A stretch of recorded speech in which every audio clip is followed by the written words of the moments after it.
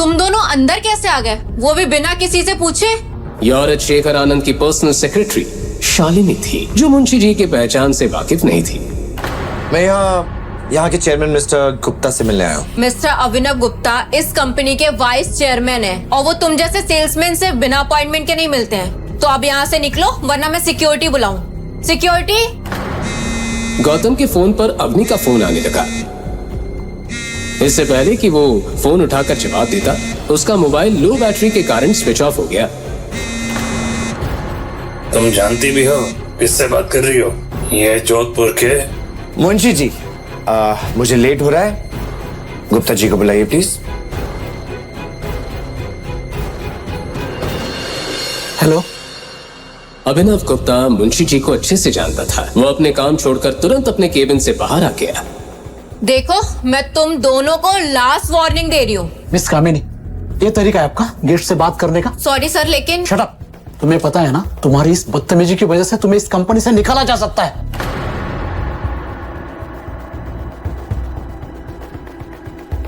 Office में शालिनी की इस तरह से बेइज्जती पहली बार हुई थी। उसने शेखर आनंद को फोन पर ये सारी बात बता दी। वहीं दूसरी तरफ गौतम मुंशी जी के साथ ऑफिस की फॉर्मेलिटी पूरी करने में लगा हुआ था। तभी उसकी नजर घड़ी पर चली गई। 4 बज चुके थे।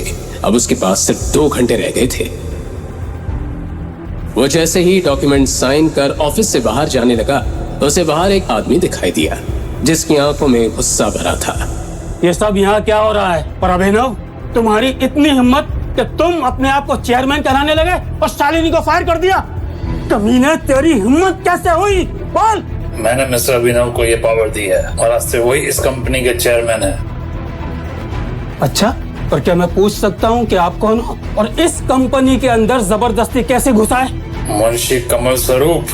ये नाम सुनते ही शेखर आनंद के पैरों तले जमीन खिसक गई।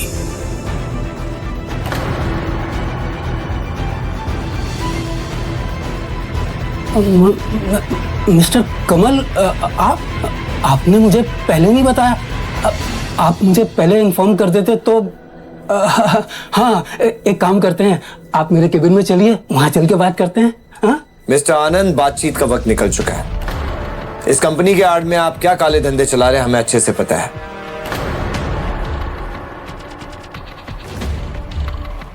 ये लीजिए। गौतम ने उनके हाथ में एक लेटर थमा दिया, जिसमें साफ लिखा था कि कंपनी का नया ओनर अब गौतम था।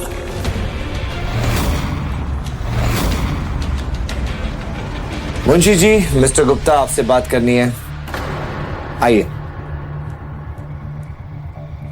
वहीं केबिन के अंदर आते ही गौतम ने अपने घड़ी में टाइम देखा। वक्त निकलने के साथ ही उसके दिल में अवनी और उसकी फैमिली के लिए चिंता बढ़ती जा रही थी। मिस्टर अभिनव, आज से आप इस कंपनी के चेयरमैन हैं। इस कंपनी के सारे फैसले आप ही लेंगे। मैं पूरी ऑनेस्टी के साथ काम करूंगा सर, आपको शिकायत का मौका नहीं दूंगा। गुड। और शेखर आनंद और कबीर आनंद का सारे कच्चा चिट्ठा मुझे चाहिए। उन्होंने बहुत लड़कियों की जिंदगी बर्बाद की है। उनके जेल जाने का वक्त आ गया है। आप टेंशन मत लीजिए सर, मेरे पास उनके खिलाफ बहुत सारे सबूत हैं मेरे लॉकर में। मुझे पता था इनके खिलाफ कोई ना कोई आवाज जरूर उठाएगा। मुझे इसी दिन का इंतजार था सर। आज मैं आपको सारे सबूत दे दूंगा सर। नाइस। मुंशी जी, जी हुकुम। मुझे देर हो रही है, मेरा चेक दे दीजिए।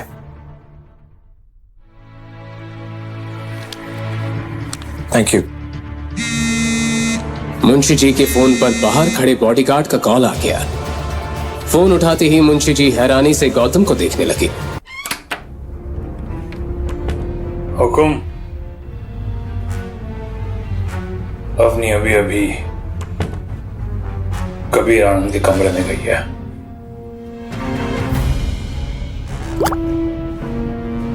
गौतम ये बात अच्छे से जानता था कि कबीर ने अवनी को अपने केबिन में क्यों बुलाया था। उसके केबिन में एक ऐसा ड्रग रहता था जिसे वो हर लड़की को उस पर इस्तेमाल करके उनका फायदा उठाता था। ऑफिस में बहुत सारे लोग इस सच्चाई से वाकिफ थे, लेकिन सभी लोग कबीर और शेखर के खिलाफ आवाज उठाने से डरते थे। आज कबीर कंपनी के नए मालिक गौतम के गुस्से का शिकार होने वाला था।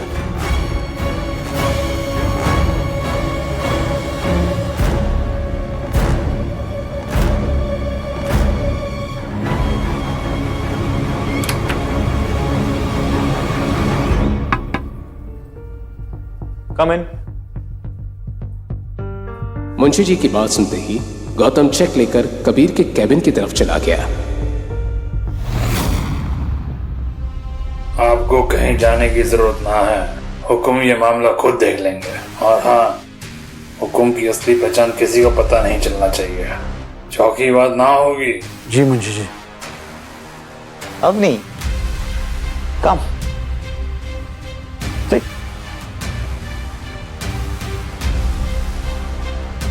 सो कैसे आना हो? अवनी ने कबीर के केबिन में आते ही उसे सारी बात बता दी। गौतम की आंखों में बेचैनी बढ़ती जा रही थी। अब नहीं, इतनी बड़ी बात हो गई और तुम मुझे अभी बता रही हो? ये सब तो तुम्हें बहुत पहले बता देना चाहिए था। अभी नहीं कबीर, मैं ड्रिंक नहीं करती। ये क्या बात हुई? तुम यहाँ तक आई हो, तुम्हें एक ड्रिंक तो लेना पड़ेगा। नहीं कबीर, मुझे बस पैसे लेकर जल्द से जल्द शॉप पर पहुंचना है। ओ हाँ, तुम्हारे पापा तुम्हारा वेट कर रहे होंगे ना। मैं भी तुम्हें चेक देता हूँ, wait.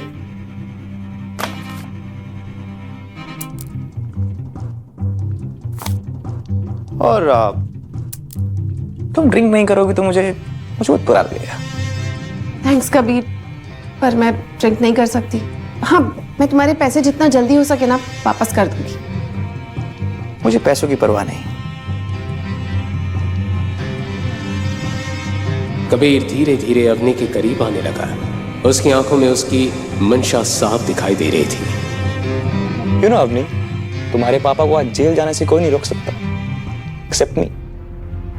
Come on Avni, just one drink. Drink लो, चेक लो और जाओ। इतना क्या सोचना?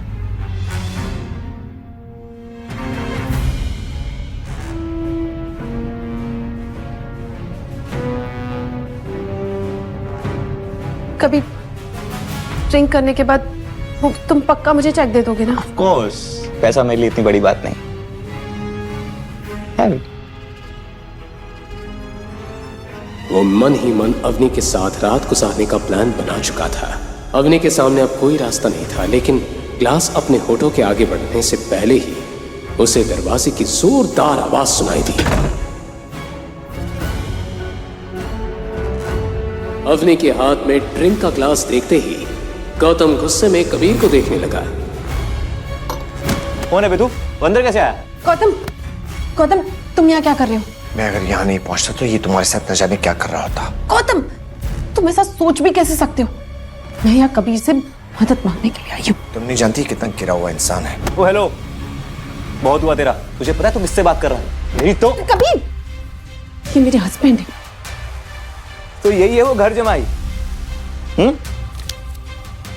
अवनी, इससे कहो अभी के अभी मेरे पैरों में गिरकर माफी मांगे, नहीं तो आज यहां से जिंदा बचकर नहीं जाएगा। और अवनी, ये चेक तो तुम भूल ही जाओ।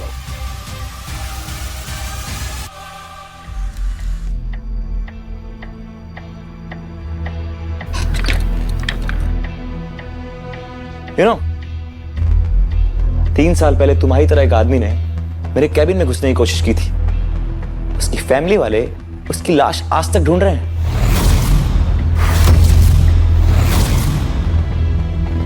गौतम, गौतम प्लीज प्लीज कबीर से माफी मांग लो ना। इससे माफी मांगो? हमने इसकी बातों से डरने की कोई जरूरत नहीं है। ये खोखली धमकियां दे रहा है। ये भौंकने वाला कुत्ता है, काटेगा नहीं। कुत्ता? कबीर, 2 टके एक घर जमाई। अब देखिए कुत्ता क्या करता है। आज की आज तेरी चमड़ी नहीं उधेड़ी ना तो मेरा नाम भी कबीर आनंद नहीं। गौतम। हेलो इंस्पेक्टर शिवा, मैं कबीर आनंद बोल रहा हूं। अभी कभी जेरेट आई है, किसी की चमड़ी उधेड़नी है। और अवनी, ये चेक तो तुम भूल ही जाओ। आज ये जेल जाकर रहेगा। कबीर, कबीर मैं गौतम की तरफ से तुमसे माफी मांगती हूँ प्लीज। नहीं अवनी, आज इसे जेल जाने से कोई नहीं रोक सकता। एंड फाइनली तुम उसके बाद मेरी हो पाओगी। गौतम, ये तुम क्या कर रहे हो? तुम जानते नहीं हो ये फिनिश्ड मैन। ये थप्पड़ मारना बहुत महंगा पड़ेगा।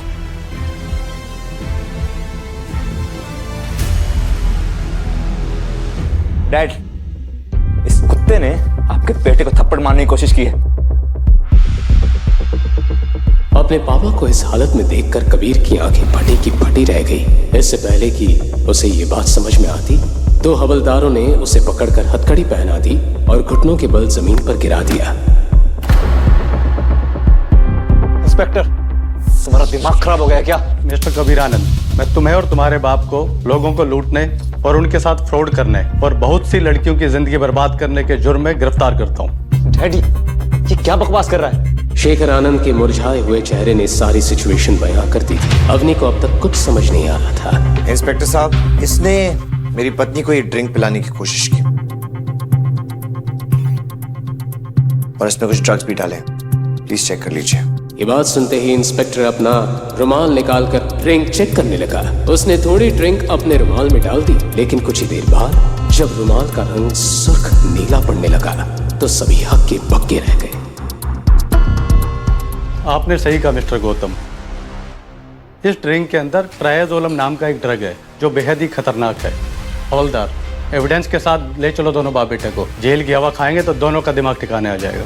तुम ऐसे नहीं कर सकते, मुझे अभी कभी कमिश्नर से बात करनी है। ड्रिंक में ड्रग की बात सुनकर अवनी के पैरों तले जमीन हिल गई थी। आज कबीर के काले चिट्ठों का टाइम पूरा हो चुका था।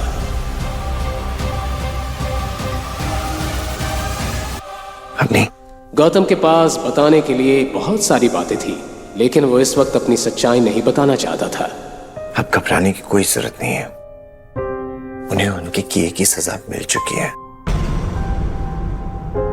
गौतम ने अपनी जेब से 30 लाख का चेक निकालकर अवनी की तरफ बढ़ा दिया। ये देखो, डैडी जी को बचाने के लिए मैंने पैसों का इंतजाम कर लिया है। लेकिन इतना बड़ा अमाउंट तुमने इतनी जल्दी कैसे अरेंज किया?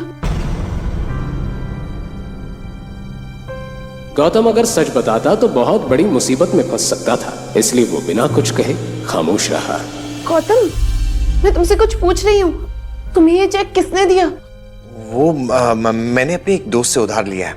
उसकी कंपनी में बहुत सारा फायदा हो गया था तो उसने मुझे उधार दे दिया।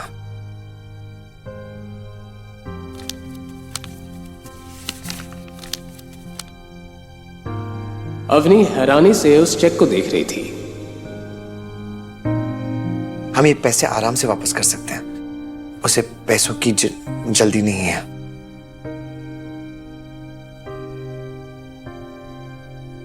अवनी, 40 मिनट बचे हैं, हमें शोरूम चलना होगा। तुम लोग हमारा वेट कर रहे होंगे। वहीं दूसरी तरफ अनिल और गीता शोरूम के एक कोने में बैठे थे। दो हट्टे कट्टे गार्ड्स ने उन्हें घेर रखा था। सभी को सिर्फ मैनेजर के कमांड का ही इंतजार था। साथ ही मैनेजर ने कमिश्नर को फोन करके शोरूम आने के लिए भी कह दिया। 10 मिनट रह गए हैं और तुम्हारे दामाद और बेटी भी गायब है। मुझे नहीं लगता तुम लोग पैसे दे पाओगे, इसीलिए जेल जाने के लिए तैयार है। अवनी बेटा, पैसों का कुछ इंतजाम हुआ? मेरा तो जी गले तक आ गया है। मॉम, डोंट वरी, ये रहा चेक।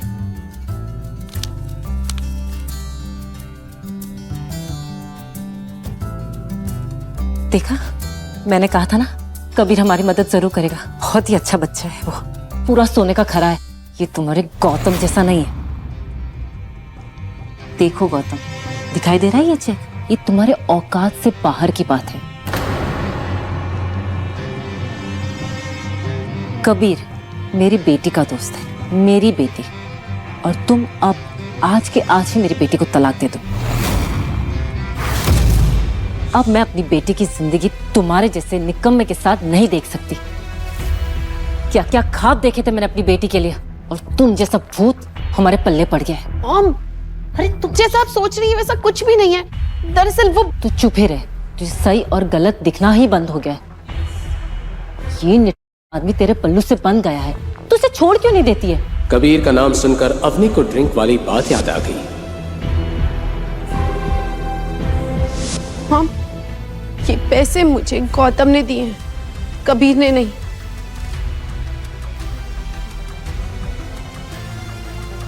अच्छा, इसका ऐसा कौन सा दोस्त आ गया जिसने इस भिखारी को इतने सारे पैसे दे दिए? चल कॉल लगाओ, अभी के अभी अपने दोस्त को कॉल लगाओ। गौतम हड़बड़ाकर अपने आसपास देखने लगा। वहीं गीता लगातार शक भरी निगाहों से उसे देख रही थी। करो अपने दोस्त को फोन। दरअसल मेरा दोस्त ट्रैवल कर रहा है, उसके असिस्टेंट ने मुझे चेक दिया। आप लोग ये अपना फैमिली ड्रामा घर जाके कर लेना, मुझे चेक दे दीजिए। हाँ लीजिए चेक।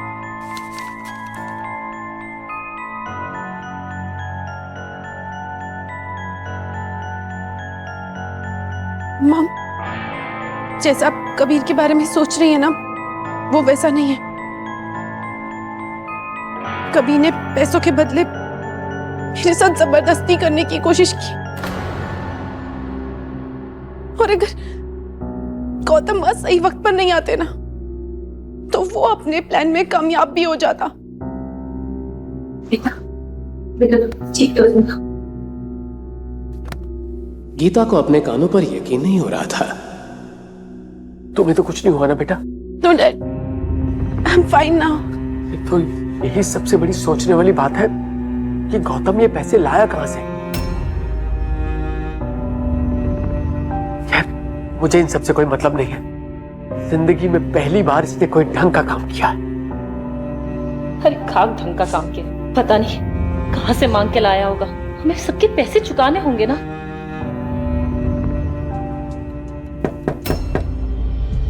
मॉम, ये सब बातें हम घर चलकर करते हैं ना, मैनेजर हमें ही देख रहा है। शाम हो चुकी थी और गीता गौतम के ऊपर ताने बरसाने का कोई भी मौका गंवाना नहीं चाहती थी। मॉम,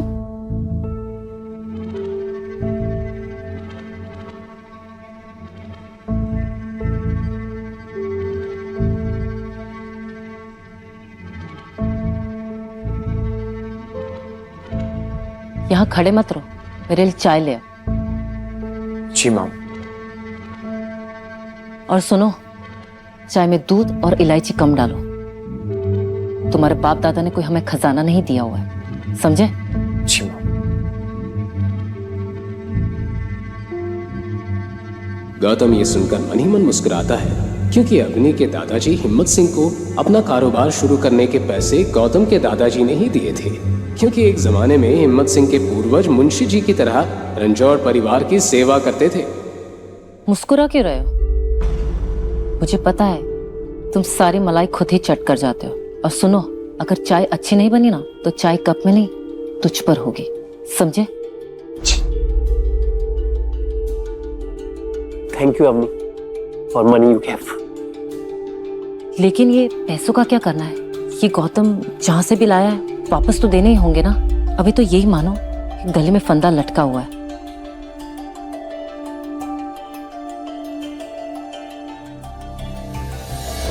अवनी अपनी सेविंग्स के बारे में सोचने लगी, क्योंकि उसे भी जल्दी से जल्दी गौतम से लिए पैसे वापस लौटाने थे। उसी वक्त गौतम हमेशा की तरह खाने के बारे में पूछने आ गया, क्योंकि घर में अक्सर ही गीता और अनिल की अलग अलग फरमाइश होती थी। मॉम, अभी के लिए हमारी जितनी भी सेविंग्स है हम वो दे देते हैं, बाकी के पैसे मैं धीरे धीरे गौतम को लौटा दूंगी। ठीक है, पहले इससे भी तो पूछो कि इसका अमीर दोस्त बाद में हमसे बाकी के पैसे ले लेगा कि नहीं, क्योंकि सेविंग्स के तो सिर्फ 5 लाख है। कहीं वो मना कर दे तो? नहीं मॉम, उसे पैसों की फिलहाल कोई जल्दी नहीं है। तो फिर ठीक है, हम बाद में ही दे देंगे। लेकिन मॉम, अभी के लिए हम 5 लाख तो दे सकते हैं ना? हाँ बिल्कुल। मैं तुम्हारे नकारे पति की तरह किसी पे बोझ नहीं बनना चाहती।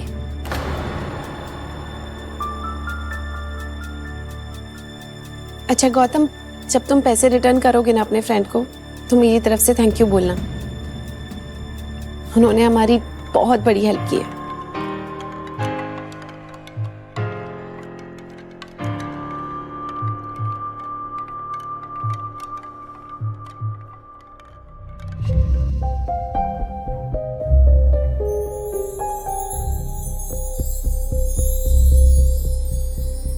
पिछले 4 सालों में गौतम घर का काम करने और खाना बनाने में इतना माहिर हो चुका था कि उसे किसी भी राजस्थानी डिश बनाने में टाइम नहीं लगता था। कुछ देर में सभी खाना खाकर अपने रूम में चले गए।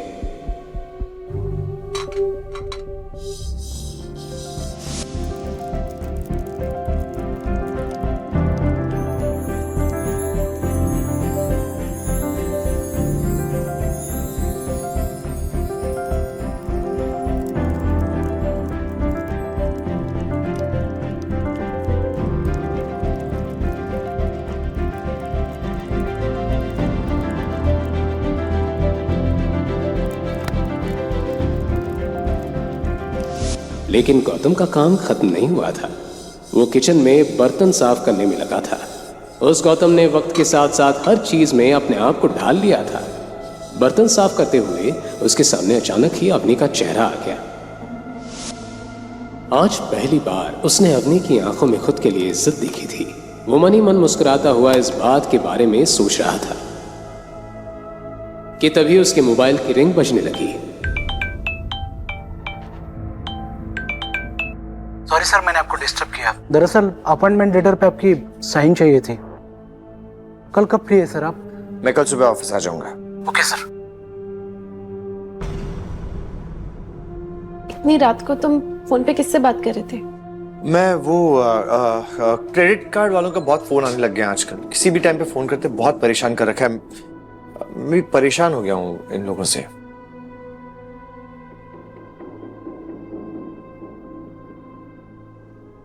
अगले दिन सुबह गौतम अपने घर का काम खत्म करके चैरियट जाने के लिए निकल गया। वो अवनी से मार्केट के काम का बहाना बनाकर निकला था, इसलिए उसे जल्दी से जल्दी घर वापस पहुंचना था। Good morning sir. मैंने सारे सीनियर एग्जीक्यूटिव्स को इन्फॉर्म करके मीटिंग के लिए बुला लिया है सर। आप कब तक पहुंच रहे हैं सर? मिस्टर गुप्ता, आपने किससे पूछकर ये मीटिंग रखी है? मैं नहीं चाहता कि मेरी असलियत किसी के भी सामने आए। Please cancel the meeting. I am sorry sir, मैं मीटिंग कैंसिल कर देता हूँ। आप टेंशन मत लीजिए, आपके बारे में किसी को पता नहीं चलेगा। गुड, मैं आपको आपकी कैबिन में मिलता हूँ।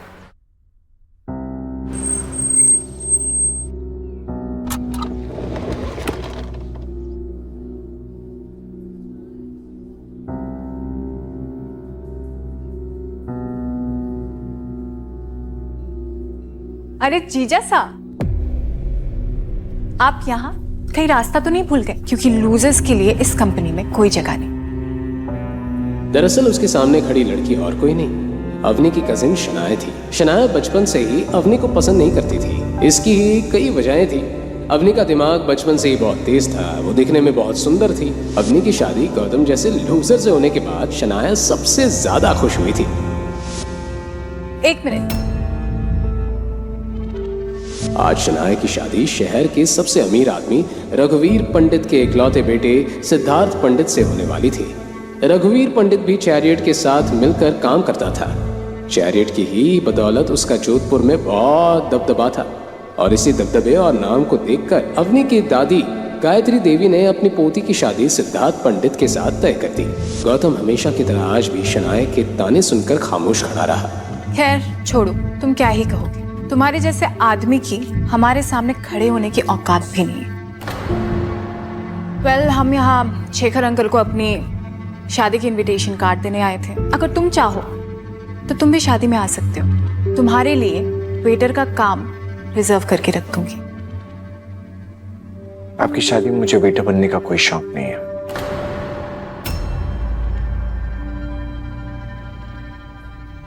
गौतम के सिंपल से कपड़ों को देखकर सिद्धार्थ मन ही मन हंस रहा था, लेकिन वो इस बात से बेखबर था कि इन सिंपल कपड़ों के पीछे चैरियट का मालिक खड़ा था।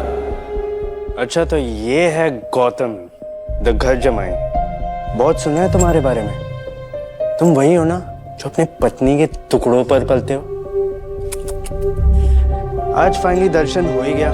वैसे फॉर योर काइंड इन्फॉर्मेशन, इस बिल्डिंग में ना तुम्हारे जैसे लूजर्स की जगह नहीं है। तो तुम मैं एक्चुअली यहाँ पे जॉब मांगने आया था। नौकरी? सीरियसली? यहाँ झाड़ू पोछे के लिए कोई वैकेंसी नहीं है। शनाया, लगता है ये गार्ड के जॉब के लिए आए हैं। All the best. जीजा साहब, अवनी की कमाई से घर के खर्चे पूरे नहीं होते ना। वैसे नौकरी लगने के चांसेस कम लग रहे हैं। एक काम कर, ये ले, रख ले, काम आएगा।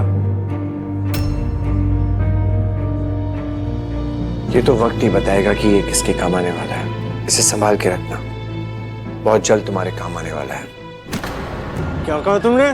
तुम्हारी हिम्मत कैसी हुई मेरे से ऐसे बात करने की? इसके बाद जो कुछ भी कहना, जो कुछ भी करना, सोच समझ के करना, समझे तुम? क्या क्या कर लेगा बे तू? बोल, क्या करेगा? बेबी छोड़ो ना, किस लोफर के मुंह लग रहे हो तुम।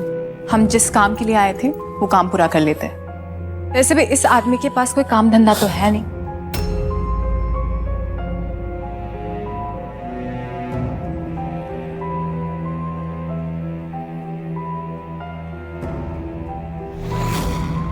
वहीं शनाया और सिद्धार्थ चेयरमैन के केबिन के साइड में आकर खड़े हो गए। सिद्धार्थ के दिमाग में अभी तक गौतम की कही हुई बात चल रही थी। छोड़ो ना बेबी, तुम अभी तक उस घर जमाई के बारे में सोच रहे हो। शनाया, उस घर जमाई ने गलत आदमी से पंगा लिया। वहीं दूसरी तरफ गौतम सीधे अभिनव के केबिन में चला गया। Please come sir. Thank you so much Gupta ji. एक बात बताइए, आप ये रघुवेंद्र पंडित और उसके बेटे सिद्धार्थ पंडित को जानते हैं? हाँ सर, जानता हूँ। रघुवीर जी हमारी कंपनी के साथ बहुत सालों से काम कर रहे हैं। ठीक है,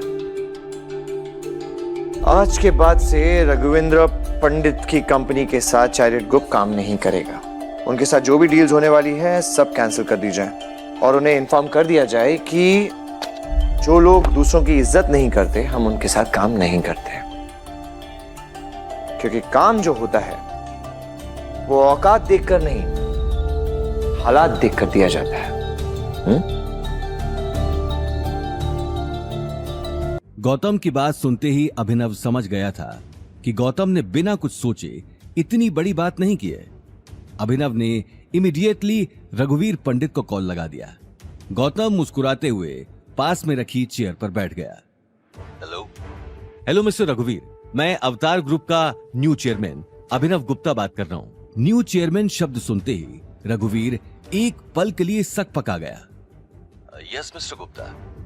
आपके लिए बुरी खबर है, अवतार ग्रुप आपके साथ मिलकर काम नहीं करेगा। आपके साथ हमारी जितनी भी डील साइन हुई हैं, उन्हें मैं अभी के अभी कैंसिल करता हूं। डॉक्यूमेंट आपके ऑफिस तक पहुंच जाएंगे। और हां, एक बात और, अवतार ग्रुप झाड़ू पोंछा लगाने वालों के साथ मिलकर कभी काम नहीं करता। इससे पहले कि रघुवीर ये बात समझ पाता और कुछ जवाब दे पाता, अभिनव ने फोन काट दिया और गौतम को देखने लगा। वहीं दूसरी तरफ सिद्धार्थ और शनाया चेयरमैन से मिलने का वेट कर रहे थे। ऑफिस के अंदर आते ही उसे पता लग गया था कि अवतार ग्रुप का चेयरमैन अब अभिनव गुप्ता बन गया। इस बात से सिद्धार्थ को हैरानी तो हुई, लेकिन वो अभिनव से मिलकर जाना चाहता था। बहुत देर वेट करने के बाद भी सेक्रेटरी उसे अंदर जाने नहीं दे रही थी, लेकिन अब सिद्धार्थ के सब्र का बांध टूट चुका था। और कितनी देर वेट करना होगा मुझे? आप एक बार चेयरमैन सर को कॉल कीजिए। मेरा नाम सिद्धार्थ पंडित है, वो शायद मेरे बारे में जानते होंगे। जैसे ही सिद्धार्थ की बात खत्म हुई, सेक्रेटरी के पास अभिनव का कॉल आ गया। अभिनव से बात करने के बाद सेक्रेटरी सिद्धार्थ को देखने लगी। देखते ही देखते उसने सिक्योरिटी को कॉल कर दिया। जल्दी से चेयरमैन सर के केबिन पर कुछ लोग भेजो। चेयरमैन शब्द सुनते ही सिक्योरिटी गार्ड्स भागते हुए बिल्डिंग के अंदर आ गए। सिद्धार्थ और शनाया इससे पहले कि कुछ समझ पाते, उनके सामने गन्स लिए बहुत सारे गार्ड्स खड़े हो गए। ओ हेलो, तुम लोगों का दिमाग खराब हो गया है, इस तरह घेर कर क्यों खड़े हो? I am sorry mister Siddharth Pandit, लेकिन आपकी कंपनी के साथ अवतार ग्रुप ने सारी डील्स कैंसिल कर दी हैं और चेयरमैन सर ने कहा है कि हम झाड़ू पोंछा लगाने वालों के साथ काम नहीं करते। व्हाट? ये क्या बकवास है? सिद्धार्थ ये कहते हुए सोच में पड़ गया, क्योंकि अभी अभी उसने यही बात गौतम से कही थी। लेकिन इससे पहले कि वो इस बात के बारे में सोचता, उसे अचानक याद आया कि उनका आधा काम अवतार ग्रुप की वजह से चल रहा था। अगर आज अवतार ग्रुप उनके साथ सारी डील्स कैंसिल कर देता है तो वो रातों रात सड़क पर आ जाएंगे। ये बात सोचते हुए उसका माथा पसीने से तरबतर हो गया। मुझे चेयरमैन सर से बात करनी है। वो अचानक इतना बड़ा फैसला कैसे ले सकते हैं? कहां है सर? मैं उनसे सिक्योरिटी बाहर निकालूं इन दोनों को। सेक्रेटरी की बात सुनते ही पास में खड़े लंबे तगड़े गार्ड ने सिद्धार्थ का हाथ मरोड़कर उसे नीचे बिठा दिया। सिद्धार्थ दर्द से कराहने लगा। दर्द के मारे उसकी आंखों में आंसू आने लगे। ये सब देखकर शनाया उसे बचाने के लिए आगे आ गई। प्लीज प्लीज ऐसा मत करो, हम जा रहे हैं। शनाया का रोता हुआ चेहरा देखकर गार्ड ने तुरंत सिद्धार्थ का हाथ छोड़ दिया, लेकिन सिद्धार्थ अभी तक दर्द के मारे चीख रहा था। तभी उसके पास रघुवीर पंडित का फोन आ गया। सिद्धार्थ, तुम्हारा दिमाग खराब हो गया। तुमने अवतार ग्रुप में जाकर क्या रायता फैलाया है जो उन्होंने हमारे साथ सारी डील्स कैंसिल कर दी। तुम्हें शादी का कार्ड देने के लिए भेजा था या फिर ये मुसीबत खड़ी करने के लिए? पापा, मैंने कुछ नहीं किया। मैं तो यहाँ सिर्फ शनाया के साथ कार्ड देने आया था। मैं तो चेयरमैन सर से मिला भी नहीं। Shut up! मुझे तुम्हारी कोई सफाई नहीं सुननी। तुम्हें अंदाजा भी है कि तुम्हारी बेवकूफी की वजह से मुझे कितनी बड़ी कीमत चुकानी पड़ेगी। हम रोड पर आ सकते हैं। अभी के अभी वहां से निकलो और यहाँ आओ। अपनी बात खत्म कर रघुवीर ने एक झटके में कॉल काट दिया। कॉल कटने के बाद सिद्धार्थ अपने आसपास खड़े गार्ड्स को देखने लगा और बिना कुछ कहे बिल्डिंग के बाहर चला गया। उसे जाते हुए देखकर शनाया भी वहां से निकल गई। अचानक इतनी बड़ी बात ने सिद्धार्थ को अंदर तक हिला दिया था। वो अभी तक समझ नहीं पाया कि असल में हुआ क्या। कार में बैठते ही अचानक उसका ध्यान गौतम के साथ हुई बहस पर चला गया। शनाया, मुझे लगता है ये सब उस गौतम का ही किया धरा है। शनाया तुरंत बोली, क्या? वो स्टूपिड क्या कर सकता है? उसकी औकात अवतार ग्रुप में सफाई करने की भी नहीं है। मुझे नहीं लगता कि वो कुछ कर सकता है। लेकिन इसके पीछे जो भी गड़बड़ है मुझे पता करना ही होगा। सिद्धार्थ अगले ही पल शनाया के साथ अपनी कार लेकर निकल गया, लेकिन उसके मन में कहीं ना कहीं शक का बीज पैदा हो चुका था। वहीं दूसरी तरफ सिद्धार्थ को सबक सिखाकर गौतम मन ही मन बहुत अच्छा फील कर रहा था। वो अगले ही पल सारे डॉक्यूमेंट साइन कर अपने घर की तरफ निकल गया, लेकिन घर पहुंचते ही उसका खिलखिलाता हुआ चेहरा एक ही पल में मुरझा गया। हॉल के सोफे पर अवनी की दादी गायत्री देवी बैठी थी। गायत्री देवी ने अपने गले में सोने की एक बड़ी माला पहनी हुई थी और हाथों में कई सारी अलग अलग तरह की अंगूठियां। लेकिन उनकी चढ़ी हुई नाक को देखकर ये साफ मालूम चल रहा था कि अनिल के छोटे से घर में आकर उन्हें अच्छा नहीं लग रहा था। अनिल जब से अग्रवाल मेंशन से अलग हुआ था, तब से गायत्री देवी ने अनिल के घर पर कदम नहीं रखा था। आज अचानक उन्हें सोफे पर बैठा देख गौतम के मन में ढेर सारे सवाल चलने लगे। वो अगले ही पल गायत्री देवी के पैर छूने के लिए आगे आ गया। गौतम को देखते ही गायत्री देवी ने अपना मुंह घुमा लिया, क्योंकि गौतम उन्हें फूटी आंख भी पसंद नहीं था। एक अजीब सी खामोशी हॉल में छाई हुई थी। अनिल और अवनी एक दूसरे को देख रहे थे। उसी वक्त गीता ने चाय का कप गायत्री देवी के सामने रख दिया। ये लीजिए मासा चाय। गायत्री देवी बिना कप को हाथ में लिए उसे सूंघने लगी। कप को सूंघते ही उसने अपनी नाक चढ़ा ली और गुस्से में गीता को देखने लगी। इतनी पतली चाय, लगता है सारी मलाई खुद ही चट कर जाती हो। चाय पतली और तुम मोटी होती जा रही हो। डस्टबिन में फेंक दो इसे। ये बात सुनते ही गीता ने अपना सर नीचे कर लिया। जैसे गीता गौतम को ताने कसने का एक भी मौका नहीं छोड़ती, वैसे ही गायत्री देवी गीता को जलील करती है। सुनो तुम सब, मैं यहाँ बस शनाया की शादी का कार्ड देने आई हूँ। शनाया का होने वाला ससुराल हैसियत में हमसे बहुत बड़ा है और बहुत पैसे वाला है। वैसे तो मैं चाहती नहीं थी कि तुम लोग शादी में आओ, लेकिन पार्टी में आने वाले लोग इस बात को लेकर तमाशा खड़ा कर देंगे, क्योंकि तुम लोगों ने समाज में हमारा नाम जो बहुत रोशन कर रखा है। ये बात कहते हुए गायत्री देवी घूरकर अवनी और गौतम को देखने लगी। उसकी आंखों में गुस्सा भरा हुआ था। इसलिए शादी में आ जाना, पर खाली हाथ नहीं, महंगा गिफ्ट ही लेकर आना। पार्टी में बड़े बड़े लोग आने वाले हैं, उनके सामने 500,000 वाला बुके लेकर मत आ जाना। अनिल का भाई सौरभ शनाया की शादी में 35 लाख की कार गिफ्ट कर रहा है। अब इतनी महंगी कार देने की तो तुम्हारी औकात है नहीं, तो कम से कम 5 लाख का नेकलेस ही ले आना। ये बात सुनते ही अवनी के पैरों तले जमीन खिसक गई, क्योंकि परिवार की सेविंग्स का सारा पैसा उसने गौतम के दोस्त को दे दिया था। लेकिन दादी साहब, 5 लाख तो बहुत ज्यादा है। हम लोग इतना महंगा गिफ्ट नहीं दे पाएंगे। हाँ मासा, अब देखिए ना, फैमिली की कोई सेविंग भी नहीं है, तो इतना महंगा गिफ्ट। किडनी बेचो या घर, मैं नहीं जानती, पर गिफ्ट कम से कम 5 लाख का होना ही चाहिए। गायत्री देवी की गुस्से भरी आवाज सुनकर सभी एक दूसरे की शक्ल देखने लगे। अपनी बात खत्म कर गायत्री देवी गुस्से में घर से बाहर निकल गई। हॉल में एक अजीब सी टेंशन का माहौल छा चुका। वाह, बताओ, 5 लाख तो ऐसे कह गई जैसे 5 रुपए हो। शनाया की शादी को लेकर तो हर बात में इतना सोच रहे हैं। अवनी की शादी में इन लोगों को क्या हो गया था? अवनी की शादी में जितने भी लोग आए थे, मैंने एक एक के लिफाफे देखे हैं। किसी ने 500 के ऊपर लिफाफे में नहीं डाले। फोकट में इतना सारा माल खाकर निकल गए। और आज शनाया की शादी में 5 लाख का गिफ्ट, 35 लाख की गाड़ी। भगवान ही जाने ये कैसी लीला चल रही है। हाँ लेकिन गीता, अब माँ ने कहा है तो देना पड़ेगा ना। क्या देना पड़ेगा? तुम्हारा दिमाग ठिकाने पर है कि सोते वक्त तकिए के नीचे रख दिया था? तुम्हारी जानकारी के लिए बता दूं कि हमारे ऊपर अभी भी 27 लाख का कर्जा है। कहाँ से लाएंगे इतने महंगे गिफ्ट के लिए पैसे? लेकिन माँ यहाँ से बहुत गुस्से में गई है। हम एक काम करते हैं कि ये घर गिरवी रख देते हैं, नेकलेस भी आ जाएगा और बाकी बचे पैसे गौतम के दोस्त को दे देना।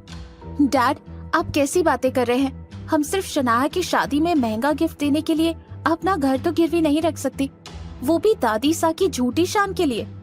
हाँ, और घर गिरवी रख देंगे तो रहेंगे कहाँ? सड़क पर। ये बात कहते हुए गीता गुस्से में अनिल और गौतम को देखने लगी। गौतम अगले ही पल अपनी नजर घुमाकर अवनी को देखने लगा। इस वक्त उसकी कुछ बोलने की हिम्मत नहीं हुई। अवनी बेटा, मेरे पास कुछ पैसे हैं, हम लोग सस्ता सा नेकलेस ले लेते हैं। यस मॉम, आजकल बहुत अच्छे डुप्लीकेट डिजाइन आए हैं जो क्लासी भी है और शनाया डेली वेयर में भी यूज कर सकती है। गौतम, कार निकालो, लेट्स गो। कुछ ही देर में सब जोधपुर के ओल्ड मार्केट की तरफ निकल गए। ओल्ड मार्केट की बड़ी सी ज्वेलरी शॉप के बाहर आकर गौतम ने कार रोक दी। ये जोधपुर की एक बहुत फेमस ज्वेलरी शॉप थी, जहां कई शादी करने वाले लोग अपनी शादी की शॉपिंग करने आते थे। शॉप की चकाचौंध को देखकर अवनी को अपने बजट का ध्यान आ गया, जो शायद ना के बराबर ही था। लेकिन कुछ देर सोचने के बाद सभी लोग एक शॉप के अंदर चले गए। शॉप के अंदर घुसते ही एक मोटा आदमी उन सभी को देखकर मुस्कुराने लगा। उस आदमी ने अपने हाथ और अपने गले में बहुत सारा गोल्ड पहन रखा था, जिसे देखकर ये साफ मालूम चल रहा था कि वो ही दुकान का मालिक है। खम्मा घड़ी सा खम्मा घड़ी, आओ आओ, कहीं क्या दिखाऊं? हमें नेकलेस और इयररिंग्स देखने हैं। हाँ, या लियो, या देखो, एक से एक डिजाइन है। शॉप ओनर ने अगले ही पल एक के बाद एक बहुत सारे महंगे नेकलेसेस का ढेर लगा दिया। अवनी हर नेकलेस को देखने से पहले उसकी प्राइस का अंदाजा लगा रही थी। सभी नेकलेस उसके बजट से बाहर थे। गौतम भी इस बात को समझ चुका था। इतना सारा ढेर लगाने के बाद भी अवनी ने अब तक कुछ पसंद नहीं किया था। ये देखकर शॉप ओनर बुरी तरह से झल्ला गया। साथ ही गौतम और अवनी को इशारों में बात करते देख उसे लगा कि कहीं ये फ्रॉड तो नहीं, जो ऊपर से खानदानी पर अंदर से कंगाल हैं और यहाँ चुपके से अपना हाथ साफ करके चले जाएंगे। उसने अगले ही पल बाहर खड़े गार्ड को इशारा कर दिया और गार्ड्स तुरंत अंदर आ गए। साथ ही अवनी, गौतम और गीता पर नजर रखने लगे, जिसे देख अवनी और गीता घबरा गए। आखिर क्या होगा? शॉप ओनर का अगला कदम। गार्ड्स को देखते ही गीता और अवनी हड़बड़ा गईं। गौतम डेलिब्रेटली अवनी और गीता का टेंशन एक सुंदर नेकलेस की ओर लगाता है और अवनी अगले ही पल उन्हें नजरअंदाज करके नेकलेस ट्राई करने लगी। अजय, मैं थारे सामने इतना महंगा महंगा डिजाइन को ढेर लगा दियो, अब या में भी थारे को पसंद को नहीं आ रही हो तो मने बता दो। नहीं, ऐसी बात नहीं है, मुझे इसमें से पसंद है, लेकिन काय भाई जी, मैं तने झूठ को नहीं बोल रही हो। दुकान माले खूब ग्राहक आवे है, लेकिन मैं कदे काउंटर से उठकर कीणो गहना कौन दिखाऊं? हमारी दुकान का सेल्समैन ही दिखावे है। थैंक यू, मैं इसमें से पसंद कर लेती हूँ। ये बात कहते हुए अवनी टेबल पर रखा नेकलेस ध्यान से देखने लगी। उस नेकलेस की चमक से ये साफ पता चल रहा था कि वो बहुत महंगा नेकलेस था, जिसके ऊपर ग्रीन स्टोन्स का काम किया हुआ था और बहुत ही खूबसूरत डिजाइन पूरे नेकलेस पर बनाए हुए थे। लेकिन अवनी की सुई कहीं ना कहीं उसी नेकलेस पर आकर अटक चुकी थी। गौतम उस नेकलेस को देखकर अवनी की आंखों में आई गहरी चमक को देख रहा था। उसका मन हुआ कि वो अभी के अभी अवनी के लिए वो नेकलेस खरीद ले। अजी, ये तो बहुत ही रेयर पीस है, प्योर जोधपुरी डिजाइन, काम भी चोखो और डिजाइन भी चोखो। भाई जी, थे पहन कर देखो। ये कहते हुए ओनर ने टेबल से वो नेकलेस निकाल लिया। नहीं नहीं, ये बहुत एक्सपेंसिव लग रहा है, हमारा बजट सिर्फ 50,000 है। 50,000 सुनते ही शॉप ओनर का दिमाग सनक गया। उसके चेहरे का रंग लाल पड़ गया। अगले ही पल वो टेबल पर रखे नेकलेस गुस्से से समेटने लगा। आसपास खड़े बाकी के सेल्समैन और गार्ड्स भी अपना काम छोड़कर अपने सेठ को देख रहे थे। क्या हुआ? आप ये सारे पीसेस समेट क्यों रहे हैं? तो काय करूं, थाने पैक करके दे दूं। अरे भाई जी, जब थारो बजट है ही कोई नहीं तो ये बात तो मने पहले बतानी चाहिए थी। बेमतलब मारो टाइम खराब कर दियो। अरे ऐसी बात नहीं है, हम नेकलेस ले तो रहे हैं, बस हमें थोड़ा सस्ता चाहिए। अरे भाई जी, जब अतरा महंगा गहना लेने की हैसियती कोनी तो मने बता देते। पता नहीं कहां कहां से आ जावा है, खामखा इतना महंगा महंगा सेट खुलवा दिया। अपने सेठ की गुस्से भरी बात सुनकर सभी सेल्समैन अपना काम छोड़कर उसके पास आकर खड़े हो गए। उन लोगों को देखकर गीता और अनिल का गला सूख गया। मैडम, पहले बोल देते कि आपका बजट नहीं है, और जो नेकलेस आपने देखा वो भी बहुत रेयर है। आपको देखने से पहले ही बोल देना चाहिए। अरे तो हम क्या करें, यही साहब हमारे सामने ज्वेलरी का ढेर लगा रहे थे, इसमें हमारी क्या गलती है?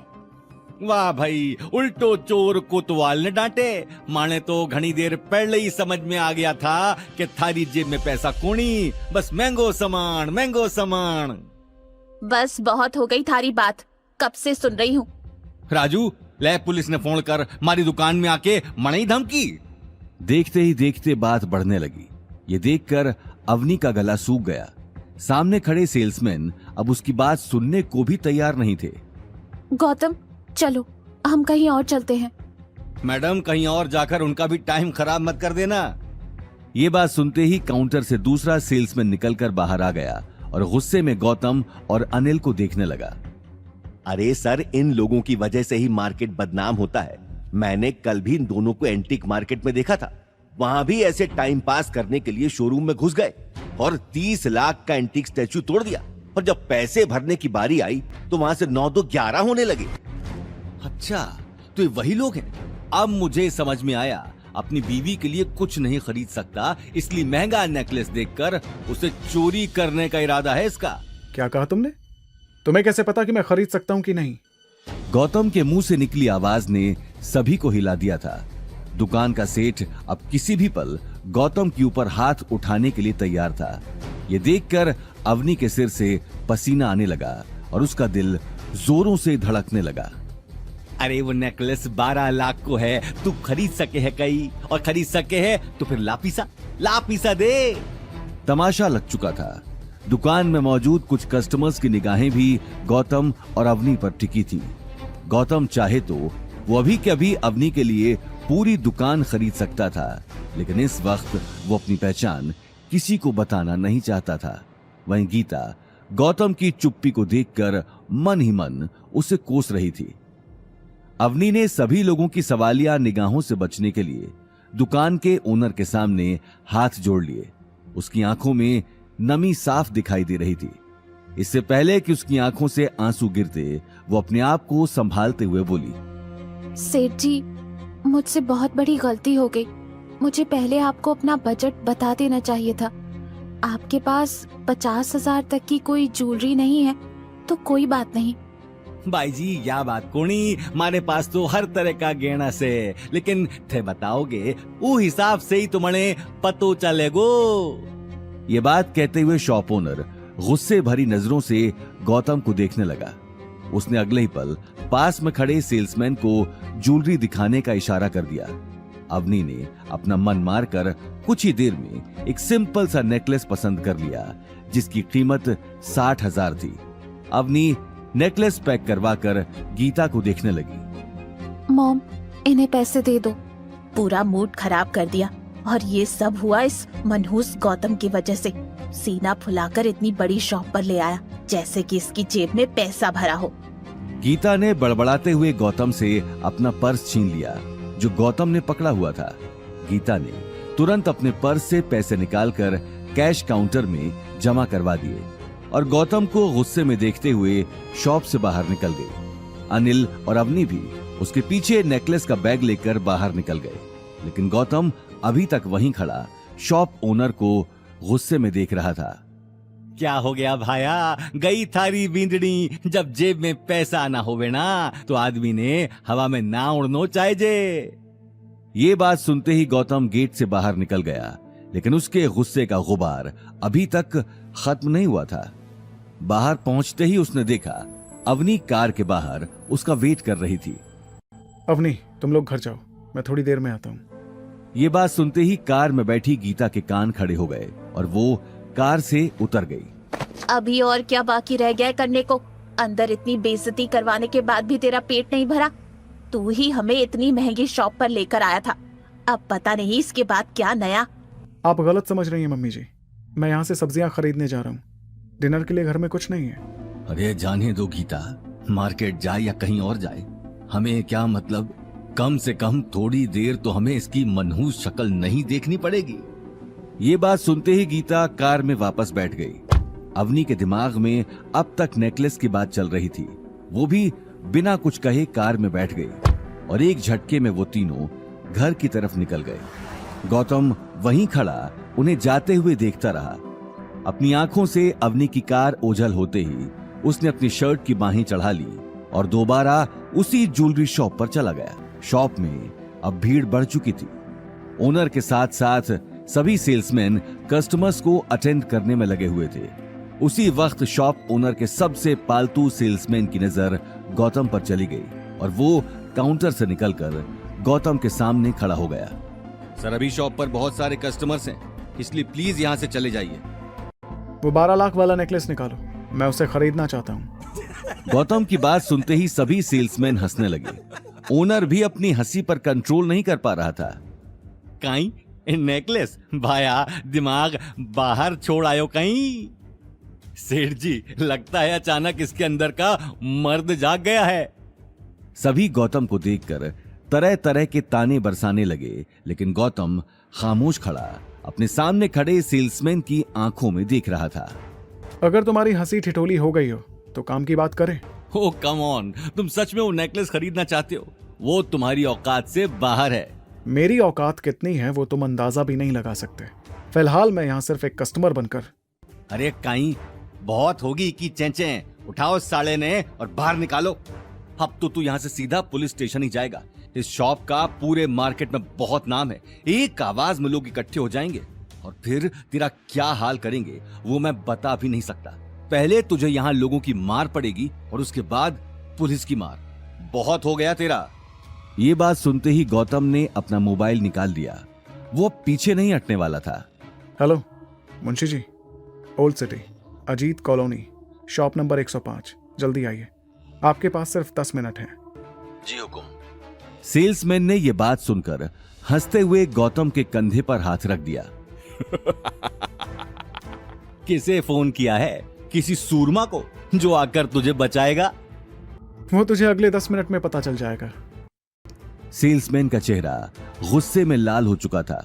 उसी वक्त आसपास के लोगों ने मौका देखते ही गौतम के ऊपर ताने बरसाना शुरू कर दिया। इस देश में गरीबी प्रॉब्लम नहीं है, प्रॉब्लम है इन जैसे गुंडे लोग।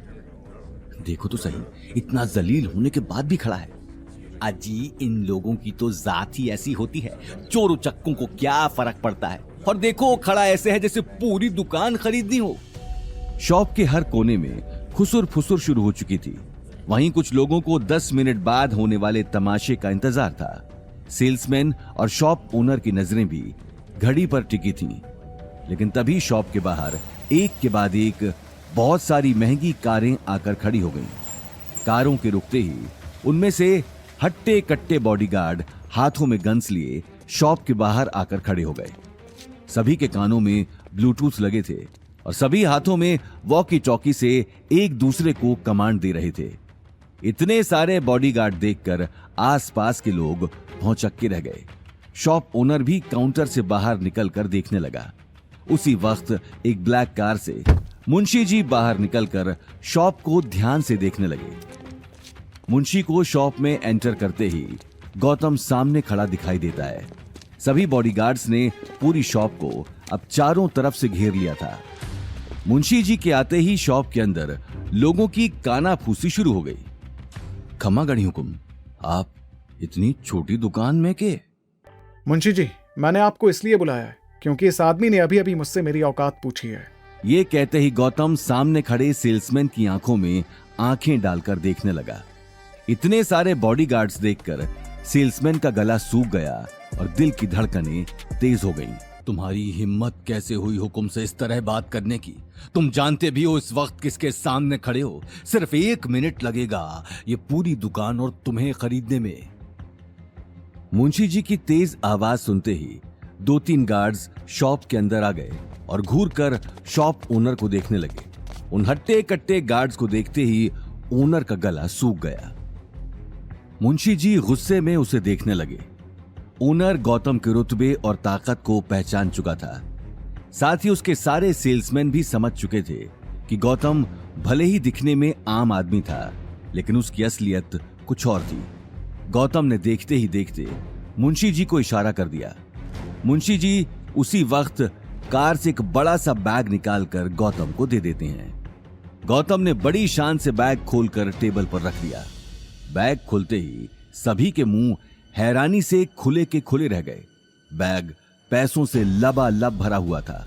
इतना पैसा वहां मौजूद सेल्समैन ने शायद पहली बार ही देखा था। वहीं दूसरी तरफ शॉप ओनर के पैर कांपने लगे। वो अगले ही पल गौतम के पैरों में गिर गया और उसने अपने गाल पर जोर जोर से थप्पड़ मारना शुरू कर दिया। मने माफ कर दो हुकुम। हाँ तो मिस्टर सेल्समैन, अब बताओ, तुम्हें मेरी औकात देखनी है? ये बात सुनते ही सेल्समैन ने अपना सिर झुका लिया और गौतम के पैरों में झुक गया। सर प्लीज मुझे भी माफ कर दीजिए, मेरा दिमाग खराब हो गया था। ठीक है, इस बार तो मैं तुम दोनों को माफ कर रहा हूँ, लेकिन आइंदा तुमने किसी का मजाक बनाने की हिम्मत की तो मुझसे बुरा कोई नहीं होगा। ये बात कहते हुए गौतम ने गार्ड्स को इशारा कर दिया। गार्ड ने अगले ही पल उन दोनों को गौतम के पैरों से उठाकर काउंटर के पास खड़ा कर दिया। थोड़ी देर पहले जो लोग गौतम का मजाक बना रहे थे, अब उनकी नजरों में गौतम के लिए एक अलग ही तरह की इज्जत थी। अब वो नेकलेस निकालो जो मेरी वाइफ ने पसंद किया था। Yes sir. उस नेकलेस को देखते ही गौतम मंद मंद मुस्कुराने लगा। देखते ही देखते उसने शॉप से बहुत सारे महंगे गहने खरीद लिए। ये देखकर शॉप ओनर का सिर चकराने लगा। गौतम सारी ज्वेलरी खरीदकर शॉप के बाहर आ गया और कार के पास आकर खड़ा हो गया। मुंशी जी, इन सारे जेवरों को अच्छे से पैक करवा देना और साथ ही कुछ महंगे गिफ्ट्स भी ले लेना। कल अवनी की कज़न की सगाई पार्टी है। आप ये सारे गिफ्ट्स छोटे हुकुम की तरफ से उसके परिवार को दे देना। गौतम की ओर से ना सही, लेकिन छोटे हुकुम की ओर से तो ये हो ही सकता है। मैं नहीं चाहता हूँ कि मेरे होते हुए अवनी का सिर किसी के सामने झुके। और हाँ, ये नेकलेस मुझे अलग से कल पार्टी में दे देना। मैं अवनी को कोई बहाना बनाकर खुद दे दूंगा। जैसा आप कहो हुकुम, पर छोटा मुंह बड़ी बात। आपसे पूछना चाहूं, आप खुद अवनी को नेकलेस क्यों नहीं देते? आप अपना सच क्यों नहीं बता देते? नहीं मुंशी जी, अभी सही टाइम नहीं है। अवनी को मैं अपना सच बताऊंगा जरूर, मगर वक्त आने पर। जी हुकुम, वैसे भी अच्छा ही है। अगर आपके ससुराल वाले जान गए कि आप रंजौर के राठौर हो, तो वो अवनी से आपका तलाक कभी नहीं होने देंगे। गौतम कुछ कहता नहीं है, पर उसकी आंखों से साफ पता चल जाता है कि वो मुंशी जी की बातों से खुश नहीं है। मुंशी जी भी समझ नहीं पा रहे थे कि आखिर गौतम के दिमाग में क्या चल रहा है। क्या वो फूलों का आसान रास्ता छोड़कर कांटों की रास्ते पे चल रहा है? मुंशी जी कार में बैठकर चले जाते हैं और गौतम मार्केट में सब्जियां लेने के लिए जाता है। सब्जियां लेकर घर जाने पर उसके चेहरे पर जो खुशी छाई थी, वो खुशी घर पहुंचते ही गायब हो गई। घर में एक अलग ही तरह की बहस छिड़ी हुई थी और गीता को सिर्फ गौतम का इंतजार था। गौतम के घर में आते ही गीता सोफे से खड़ी होकर तालियां बजाने लगी। आइए आइए महाराज, आपने आने में इतना समय लगा दिया। हमें लगा सब्जी लेने कहीं दूसरे देश ही निकल गए हैं। नहीं मम्मी जी, ऐसी बात नहीं है। वो दरअसल शट अप। आज एक बार फिर तेरी वजह से मेरी बेटी को सबके सामने सिर झुकाना पड़ा। पता नहीं भगवान किस जन्म का बदला ले रहा है। अवनी, तू अभी के अभी इस आदमी को तलाक दे दे। मॉम प्लीज, अब आप फिर मत शुरू हो जाना। वैसे भी आज गौतम की कोई गलती नहीं थी। मैं रोज रोज तलाक की बात सुनकर परेशान हो गई हूँ। तो और क्या करूं? ये आदमी जब जब आंखों के सामने आता है तब तब मेरा दम घुटने लगता है। हे भगवान, अब तू ही इस लड़की को समझा। इसने तो अपनी माँ की सुनना ही छोड़ दिया। अरे आज एक से एक लड़के इसके लिए लाइन लगाकर खड़े हैं, लेकिन ये है कि अपनी माँ को रोते हुए देखकर अवनी उसके पास बैठ गई। लेकिन गीता का रोना और ड्रामा करना कोई नई बात नहीं थी। वो इसी तरह हर दूसरे दिन अवनी को इमोशनल ब्लैकमेल किया करती थी। गौतम तुम जाओ और कुछ खाने को बना दो, मैं मॉम को देखती हूँ। खाना ढंग से बनाना और सिंक में एक भी झूठा बर्तन नहीं होना चाहिए। जी मम्मी जी। गौतम अगले ही पल किचन में चला गया, लेकिन गीता का गुस्सा अभी तक चढ़ा हुआ था। साथ ही उसकी आंखों में आंसू भी थे। मॉम बस हो गया। बेटा, तू मेरी बात क्यों नहीं समझती? अभी देर नहीं हुई है, बाद में पछताएगी। इसीलिए आज के आज इसे तलाक दे दे। मॉम, आप मुझे लाख समझा लीजिए, लेकिन मैं गौतम को डिवोर्स नहीं देने वाली। ये बात कहते हुए अवनी अपने कमरे में चली गई। कुछ ही देर में गौतम ने सैंडविच बना दिया और अवनी को देने के लिए कमरे में चला गया। वहीं अवनी ने आज डिवोर्स के लिए मना तो कर दिया था, लेकिन उसके दिमाग में अभी तक ज्वेलरी शॉप में हुई बेइज्जती की बात चल रही थी। गौतम ने कमरे में आते ही सैंडविच की प्लेट टेबल पर रख दी और अवनी को देखने लगा। अवनी, कल के गिफ्ट के बारे में ज्यादा मत सोचो। मैं देखता हूँ अगर कुछ हो पाया तो। क्या हो पाया? अब तुम्हें कुछ करने की जरूरत नहीं है। ये मैट्रेस उठाओ और नीचे सो जाओ। अवनी की आवाज में गिफ्ट ना खरीद पाने का गुस्सा साफ दिख रहा था, लेकिन वो इस बात से बेखबर थी कि गौतम ने गायत्री देवी को देने के लिए बहुत सारे गिफ्ट खरीद लिए थे, जिसे देखकर अवनी कल शॉक होने वाली थी। अगली सुबह सभी लोग तैयार होकर अग्रवाल हाउस जाने के लिए निकल गए। अवनी ने एक शानदार ब्लू रंग की ड्रेस पहनी थी, जो उसकी सुंदरता पर 4 चांद लगा रही थी।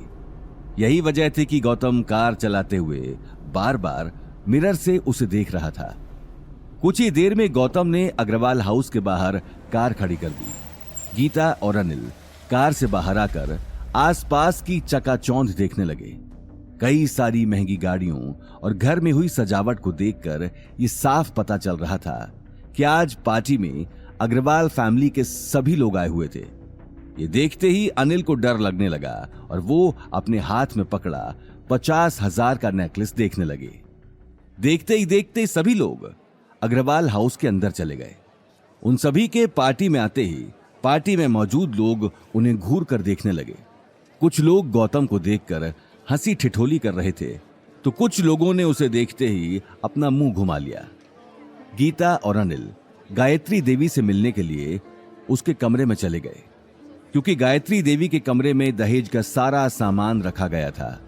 उन दोनों के जाते ही अवनी भी गौतम से अलग होकर बाथरूम चली गई, क्योंकि पार्टी में मौजूद लोग अभी तक गौतम को देखकर ही बातें बना रहे थे। कुछ ही देर में जब वो बाथरूम से निकली तो उसने देखा कि गौतम बाहर ही खड़ा होकर उसका वेट कर रहा था।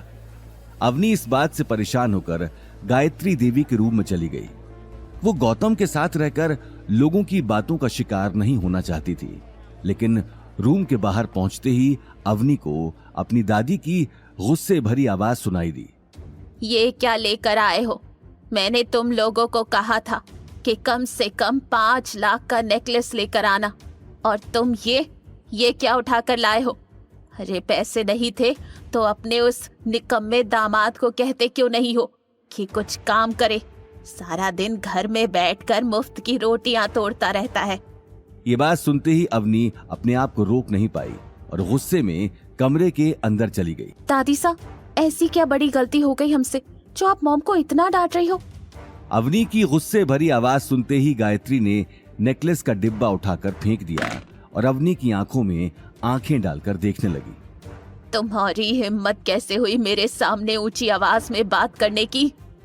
आज शनाया की सगाई है, वो भी शहर के बहुत बड़े परिवार के साथ। जब वो लोग पूछेंगे कि आपके होनहार बेटे अनिल ने क्या गिफ्ट दिया तो मैं क्या जवाब दूंगी? यही कि वो ये सड़ा हुआ सा नेकलेस उठाकर लाया है। ये बात सुनते ही अवनी कुछ कहने के लिए आगे बढ़ी, लेकिन तभी अनिल ने उसे इशारे से रोक दिया, क्योंकि वो गायत्री देवी का गुस्सा अच्छे से जानता था। लेकिन अवनी भी आज किसी की सुनने वाली नहीं थी। हम आपको खुश करने के लिए कुछ भी कर लें, लेकिन आपके ताने कभी खत्म नहीं होते। ये नेकलेस 50,000 का है। 50,000 हमारे लिए बहुत बड़ी बात है, लेकिन आपने इसे यूं ही फेंक दिया। गायत्री देवी के परिवार में आज तक उनसे किसी ने इस तरह बात नहीं की थी। उसका चेहरा अब गुस्से में आग बबूला हो चुका था। तभी उसने पास में रखा गर्मा गर्म चाय का कप उठाकर अवनी पर दे मारा। अवनी ने तुरंत बचने के लिए अपना चेहरा घुमा लिया। चेहरा घुमाते ही उसे बहुत तेज कप के टूटने की आवाज सुनाई दी। अवनी ने जैसे ही अपने चेहरे से बाल हटाकर देखा तो वो हैरान रह गई। सामने गौतम खड़ा था, जिसने गायत्री का हाथ झटक कर कप दीवार में दे मारा था। अवनी, तुम ठीक तो हो ना? कहीं लगी तो नहीं? अवनी की आंखों में हैरानी थी। वहीं गायत्री देवी गौतम को गुस्से में देख रही थी। लेकिन इससे पहले कि वो गौतम को कुछ जवाब देती, उसे बाहर से तेज आवाज सुनाई दी। दादी साहब, करणवीर अंकल आ गए, जल्दी आइए। करणवीर का नाम सुनते ही गायत्री देवी के चेहरे से एक पल के लिए गुस्सा गायब हो गया, क्योंकि करणवीर ही उनकी नजर में उनका सबसे होनहार बेटा था। गायत्री देवी करणवीर को देखने के लिए जैसे ही कमरे से बाहर जाने लगी, उसी वक्त एक 6 फुट लंबा आदमी महंगा सूट पहने कमरे के अंदर आ गया। हाथ में महंगी घड़ी और गले में सोने की मोटी चेन देखकर उसकी अमीरी साफ पता चल रही थी। अरे मासा, कहाँ जा रही हैं? मैं तो आपसे। ये बात कहते हुए वो आदमी अनिल और गीता को नीची नजरों से देखने लगा। अच्छा, तो यहाँ भाई साहब और उनका पूरा परिवार आया हुआ है।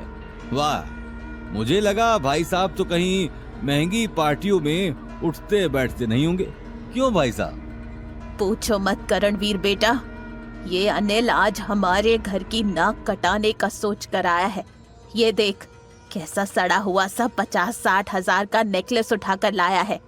ये कहते हुए गायत्री देवी ने जमीन पर पड़े हुए नेकलेस की तरफ इशारा कर दिया। क्या ये 50,000 का नेकलेस? कम से कम खुद की नहीं तो शनाया की ही इज्जत का ख्याल कर लिया होता, जो कल पराए घर में जा रही है। आपको पता है इस बात के लिए उसे कैसे कैसे ताने। चाचा जी, आपके परिवार के पास पैसा है, इसीलिए आप महंगी गाड़ी गिफ्ट कर सकते हैं। और वैसे भी ये पैसा दादाजी का है, आपने नहीं कमाया। पापा को जब अग्रवाल हाउस से अलग किया था, तब दादी ने उन्हें जायदाद में से कुछ नहीं दिया। ये बात तो आपको याद होगी। क्या कहा तुमने? तेरा मतलब मैंने जायदाद का पैसा दबा रखा है क्योंकि मैं अपने बेटों में फर्क करती हूँ? हाँ, आप फर्क करती हैं। और अगर आपको मेरी बात पर शक है तो खुद देख लीजिए, जो हिस्सा डैड को मिलना चाहिए उस पर दूसरे ऐश कर रहे हैं। ये बात सुनते ही करणवीर अपने चेहरे से चश्मा हटाकर आसपास देखने लगा। अनिल और गीता अब तक खामोशी खड़े थे। मासा, छोड़िए इन सारी बातों को। आज इतना खुशी का दिन है और अब कहाँ इन फालतू लोगों, मेरा मतलब है अब फालतू की बातों में पड़ रही। आप मेरे साथ आइए, मैं कार लेकर आया हूँ। मैंने शनाया को भी नीचे बुला लिया है। ये बात सुनते ही गायत्री देवी गुस्से में बाहर जाने लगी, लेकिन तभी उसने मुड़कर अवनी के कंधे पर हाथ रख दिया। अभी ये बात खत्म नहीं हुई है, इसका जवाब मैं तुम्हें दूंगी। और कैसे दूंगी ये तुम देखती जाओ। गायत्री देवी ये बोलकर कमरे से बाहर निकल गईं। आखिर क्या होगा गायत्री देवी का अगला कदम? अवनी अपनी ही दादी का ये रूप देखकर अंदर ही अंदर टूट चुकी थी। वो किसी से बिना कुछ कहे कमरे से बाहर निकल गई। गौतम भी उसके पीछे बाहर आ गया। वहीं दूसरी तरफ कार आने की बात सुनते ही शनाया के चेहरे पर खुशी की लहर दौड़ गई और वो दौड़ते हुए कार देखने आ गई। कैसी लगी कार शनाया बेटी? शनाया ने खुश होते हुए जवाब दिया, वाओ चाचू, इट्स अमेजिंग, ये तो बहुत महंगी होगी। इस बात का जवाब देने से पहले ही करणवीर अवनी और गौतम को आते हुए देखने लगा। उन्हें देखते ही उसने अपनी छाती चौड़ी कर ली। हाँ महंगी तो है, लेकिन तेरी शादी में क्या महंगा और क्या सस्ता, बस 2 करोड़ की है और ये कंपनी का रेयर स्पोर्ट्स कलेक्शन है। तेरे चाचा ने खास तुझे देने के लिए बुक की थी। 2 करोड़ सुनते ही सभी के मुंह खुले के खुले रह गए। शनाया भी कार को घूम घूम कर देखने लगी। उसके सामने चमचमाती ब्लैक रंग की कार खड़ी थी जो उसने पहले कभी जोधपुर की सड़कों पर चलते हुए नहीं देखी थी। शनाया खुशी से फूली नहीं समा रही थी, लेकिन वहीं दूसरी तरफ गौतम 2 करोड़ सुनकर सोच में पड़ गया। हालांकि करणवीर के पास पैसा तो था, लेकिन 2 करोड़ कार में खर्च कर देना ये बात उसके गले से नहीं उतर रही थी। ये तो सच में रेयर कलेक्शन है। ऐसी तो इंडिया में 3 ही कारें, जिसमें से एक तो डैड ने 5 साल पहले मुझे गिफ्ट की थी। ये मॉडल तो वही है जो मैं चलाया करता था, लेकिन मुझे इस कार में गड़बड़ी क्यों लग रही है? इसका पीछे का हिस्सा बिल्कुल अलग है, आगे का हिस्सा बिल्कुल अलग, और कई सारे पार्ट्स इस कार से मैच भी नहीं हो रहे। ऐसा क्यों लग रहा है जैसे ये असेंबल्ड कार है। ये बात दिमाग में आते ही गौतम आगे आकर कार को हाथ लगाने लगा, लेकिन तभी उसे पीछे से करणवीर की गुस्से भरी आवाज सुनाई दी। रुको, अपना मनहूस हाथ कार में लगाने की हिम्मत भी मत करना। तुम्हारी औकात नहीं है कि तुम 2 करोड़ की कार को हाथ भी लगाओ। शनाया भी गुस्से में बोली, हाँ चाचू ने बिल्कुल ठीक कहा, आइंदा कार के आसपास भी मंडराते हुए दिखे तो मुझसे बुरा कोई नहीं होगा। शनाया की आंखों में कल की हुई बेइज्जती का गुस्सा साफ दिखाई दे रहा था, जो अभी तक ठंडा नहीं हुआ था। इसलिए आज वो गौतम पर ताने बरसाने का मौका छोड़ना नहीं चाहती थी। वहीं गौतम भी अब पीछे हटने वाला नहीं था। ठीक है, तुम कहती हो तो मैं इसे टच नहीं करता। वैसे मैं बस देख रहा था कि ये कार सच में 2 करोड़ की है या फिर तुम्हारे चाचा तुमसे झूठ बोल रहे हैं। क्या मतलब मैं झूठ बोल रहा हूँ? जितनी मनहूस तेरी शक्ल है उतनी ही मनहूस तेरी बातें। मैं तुम लोगों की तरह नहीं हूँ जो इतनी बड़ी पार्टी में 50-60 हजार का बेकार सा नेकलेस ले आऊं। ये बात कहते हुए करणवीर की आंखें अनिल और गीता पर चली गई।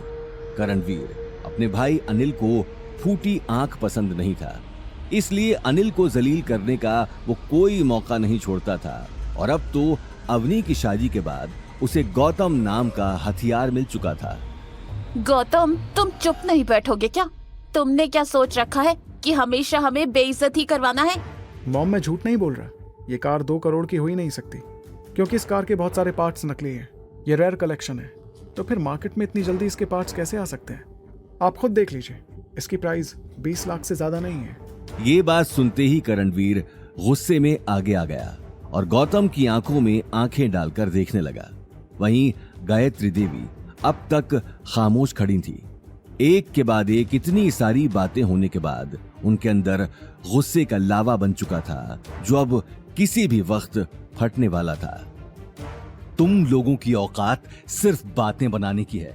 ऐसी कार तो तुम सपने में भी नहीं खरीद सकते, इसलिए दूसरों पर उंगली उठा रहे हो।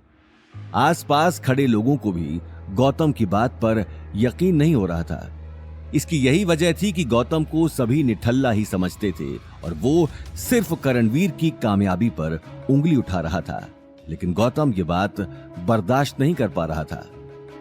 मुझसे उलझने की कोशिश मत करना बच्चे, मैं तुम्हें कहां भेजूंगा ये तुम सोच भी नहीं सकते। करणवीर की ये धमकी सुनकर गौतम खामोश होकर पीछे हट गया। उसी वक्त गायत्री देवी ने आगे आकर कहा, शनाया बेटा, छोड़ो, इस फालतू आदमी की बातों पर ध्यान मत दो। इससे तो वैसे भी कुछ काम नहीं है। तुम जाओ गाड़ी चला कर देखो, आखिर तुम्हारे चाचा इतने प्यार से लेकर आए हैं। ये बात सुनते ही शनाया कार के अंदर जाकर बैठ गई। वो आज से पहले 2 करोड़ की स्पोर्ट्स कार में नहीं बैठी थी। देखते ही देखते उसने कार का एक्सेलरेटर दबा दिया और एक झटके में वहां से निकल गई। शनाया के जाते ही सभी लोग अग्रवाल हाउस के अंदर जाकर एक दूसरे से बात करने में बिजी हो गए, लेकिन गायत्री देवी और करणवीर का गुस्सा अभी तक ठंडा नहीं हुआ था। देखते ही देखते परिवार के बाकी लोग भी पार्टी की तैयारियों में बिजी हो गए, लेकिन गौतम के शक की सुई अब तक कार पर ही अटकी हुई थी। सभी के अंदर जाते ही उसने मुंशी जी को फोन पर कार और शनाया की लोकेशन के बारे में बता दिया। वहीं दूसरी तरफ शनाया कार ड्राइव करते हुए हाईवे तक पहुंच चुकी थी। एक तरफ उसके दिल में सिद्धार्थ से शादी की खुशी थी, तो दूसरी तरफ कार मिलने की खुशी थी, जिसे मनाने के लिए वो एक पल के लिए सब कुछ भूल चुकी थी। लेकिन कुछ ही देर में उसकी खुशी हवा की तरह गायब हो गई जब उसे हाईवे के बीचों बीच बहुत सारे पुलिस वाले बैरिकेड्स लगाए खड़े दिखाई दिए। उन पुलिस वालों को देखते ही शनाया ने अपनी कार साइड में लगा दी। शनाया गुस्से में इंस्पेक्टर से बोली, व्हाट द हेल, मुझे क्यों रोका? हम लोग चोरी की कार ढूंढ रहे हैं जिन्हें दूसरी सिटी से चोरी करके जोधपुर में मॉडिफाई किया जा रहा है। मुझे शक है कि आपकी कार उनमें से एक है, इसलिए आपसे पूछताछ करनी है मैडम। शनाया चिढ़ते हुए बोली, क्या ऑफिसर, आपको शायद कोई गलत फहमी हुई है। ये कार तो मुझे मेरे चाचा ने वेडिंग गिफ्ट दी है, ये चोरी की कैसे? अच्छा, तो फिर तो हमें आपके चाचा से मिलना पड़ेगा। हवलदार, मैडम को गाड़ी में बैठाओ और इनकी कार को पुलिस स्टेशन पहुंचा देना।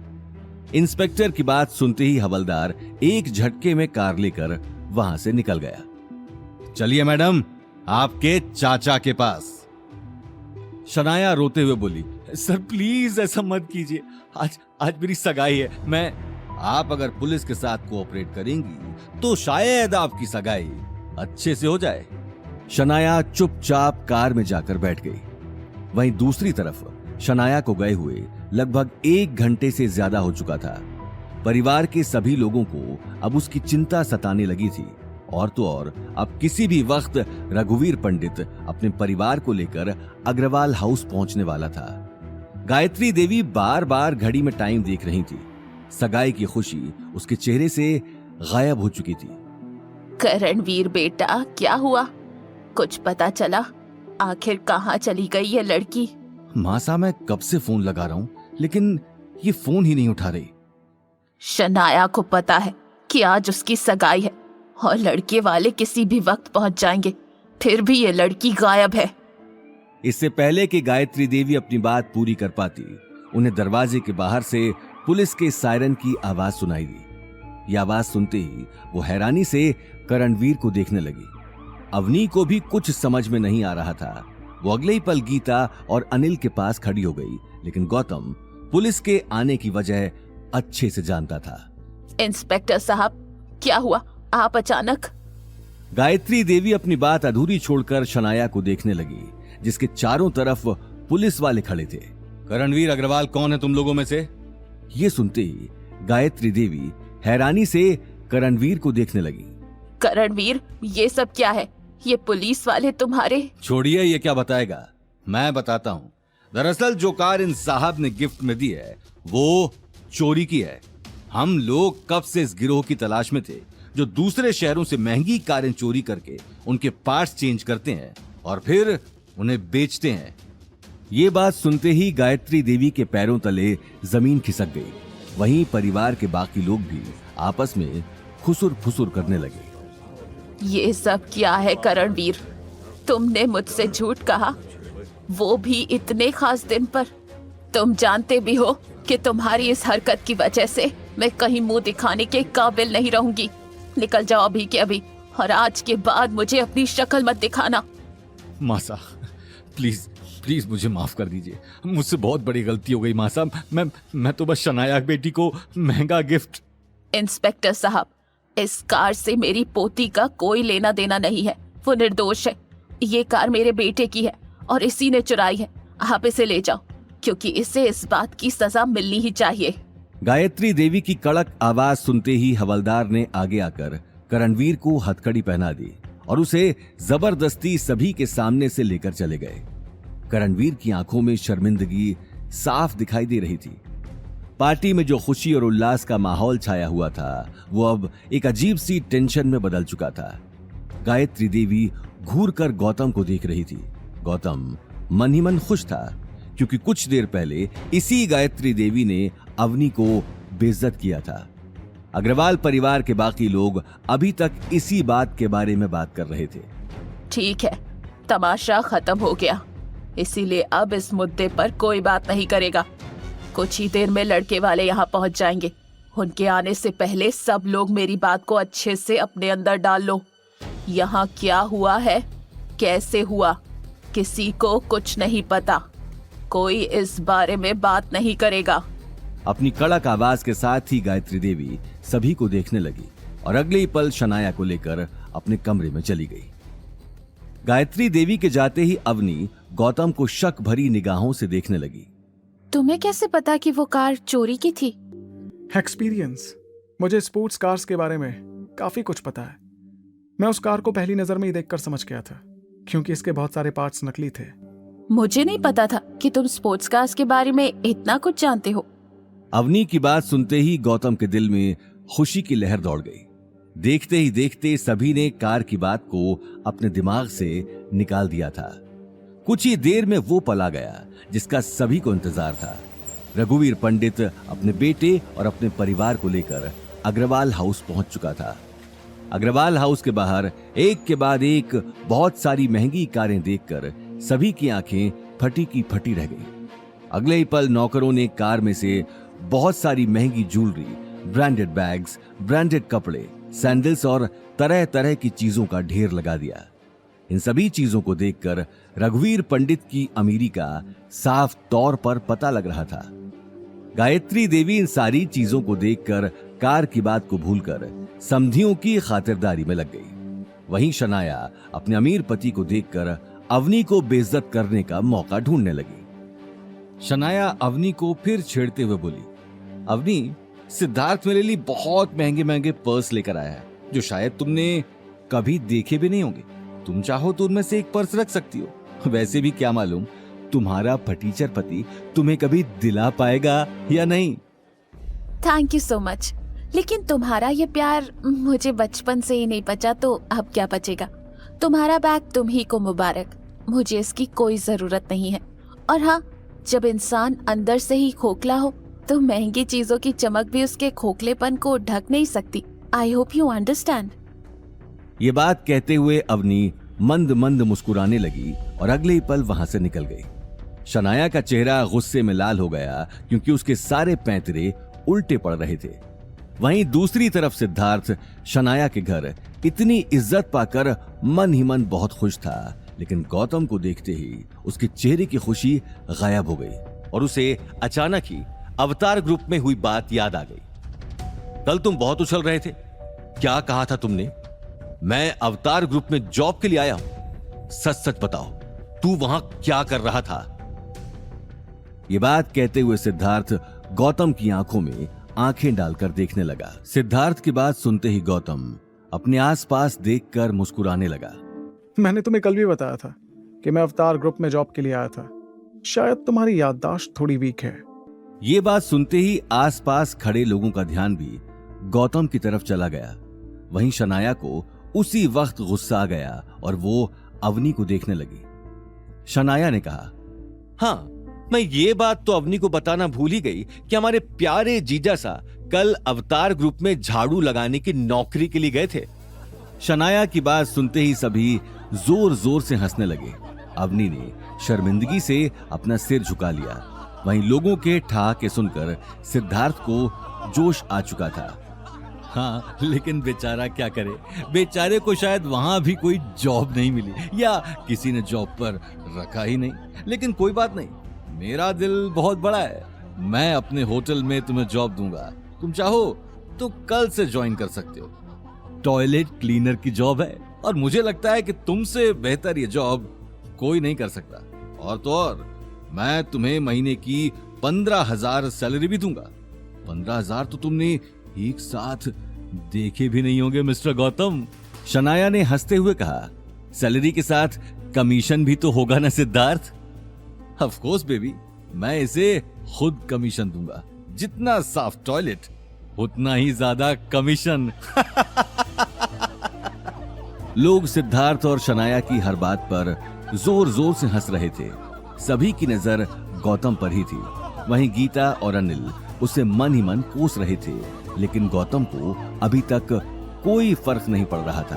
थैंक यू, लेकिन मुझे तुम्हारे होटल में जॉब करने में कोई इंटरेस्ट नहीं है। शनाया ने तुरंत कहा, साफ कहो ना, तुम्हारे अंदर एबिलिटी नहीं है कोई काम करने की।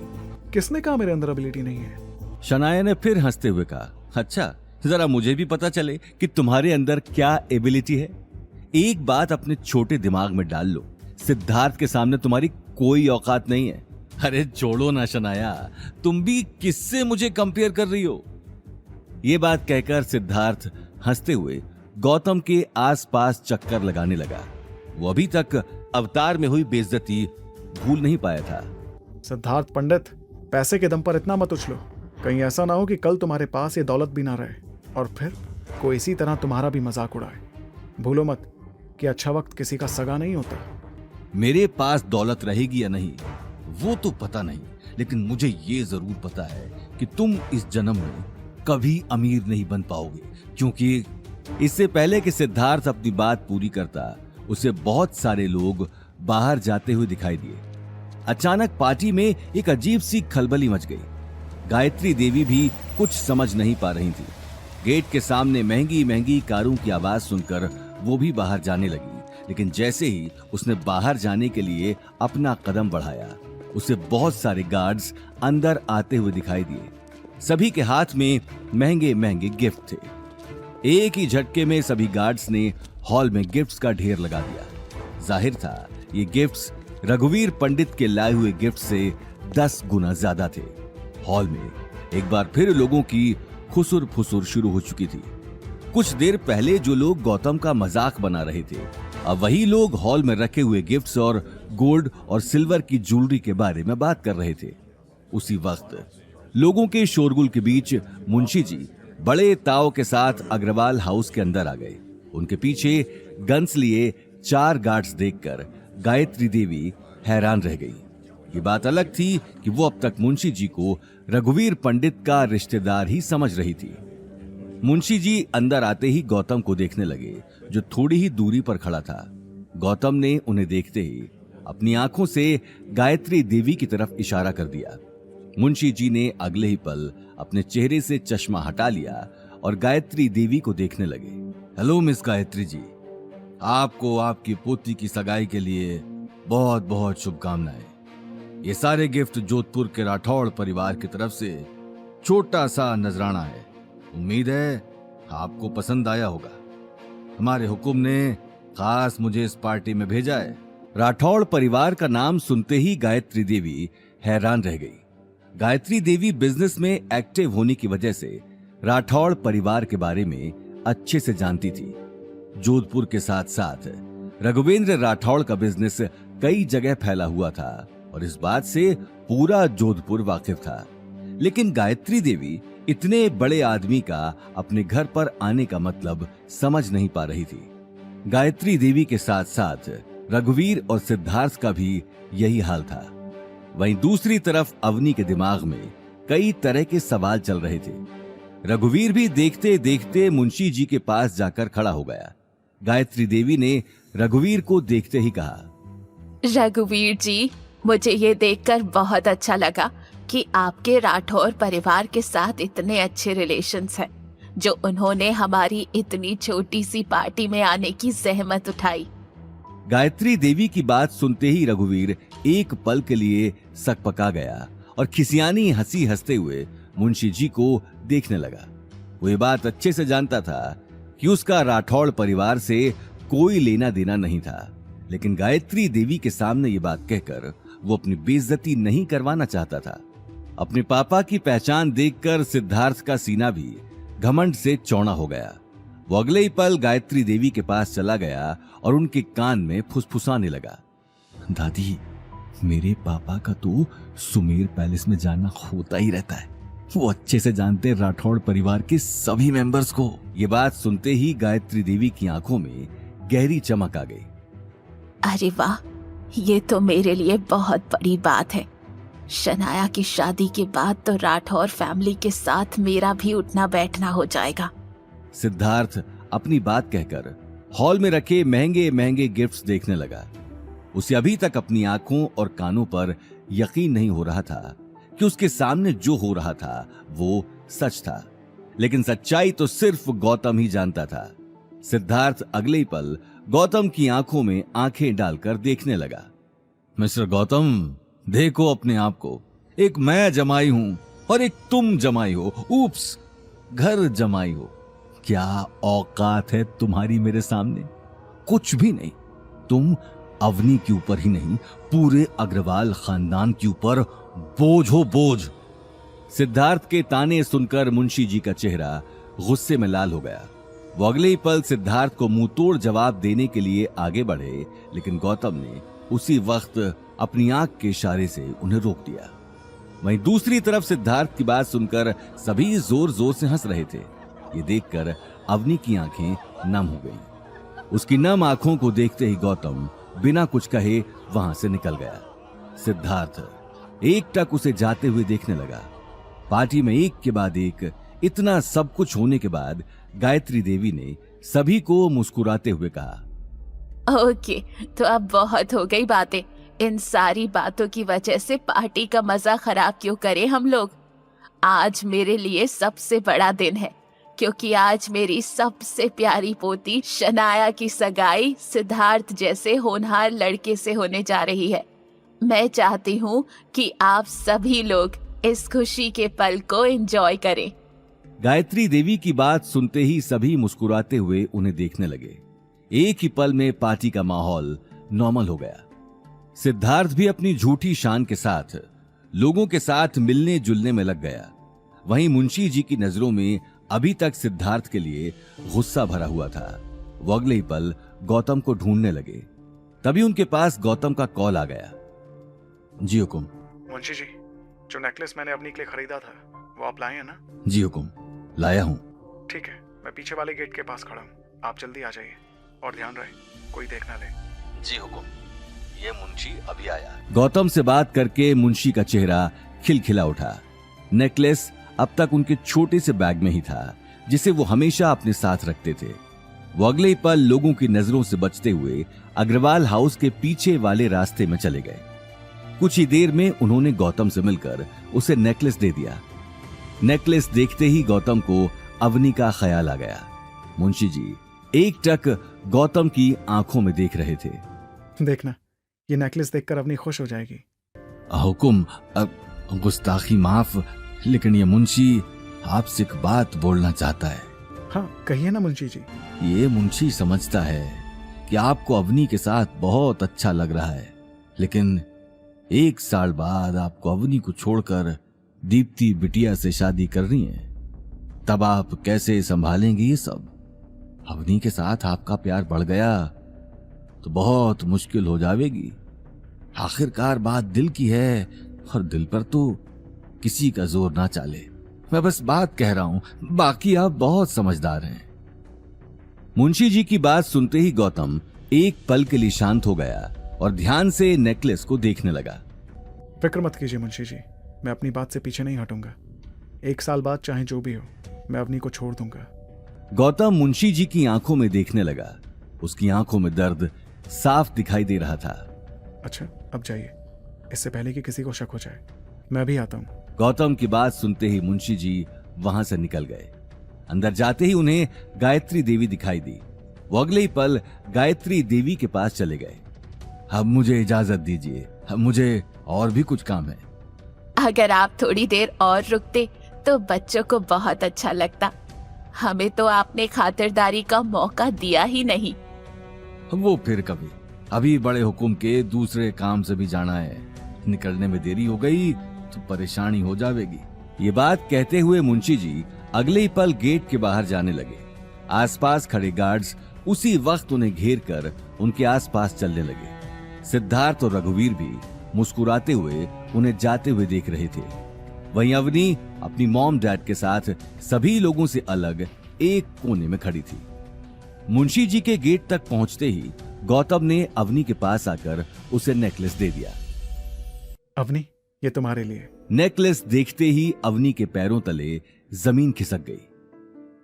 गौतम, ये तुम्हारे पास कैसे आया? मुझे पता है कि ये तुम्हें ज्वेलरी शॉप पर बहुत पसंद आया था, इसलिए मैंने तुम्हारे लिए खरीद लिया। लेकिन तुम्हारे पास पैसे? इससे पहले कि अवनी आगे कुछ पूछती, शनाया का भाई नील वहां पहुंच गया। नील भी शनाया की तरह अवनी और उसके परिवार से नफरत करता था। अवनी और गौतम को एक कोने में बात करते हुए देखकर नील छुपकर उन दोनों की बातें सुनने लगा। देखते ही देखते उसकी नजर नेकलेस के बॉक्स पर चली गई। बॉक्स के अंदर चमचमाते नेकलेस को देखते ही वो शॉक्ड रह गया। उसने अगले ही पल आगे आकर गौतम के हाथ से वो बॉक्स छीन लिया। इतना महंगा नेकलेस तुम्हारे पास कैसे आया?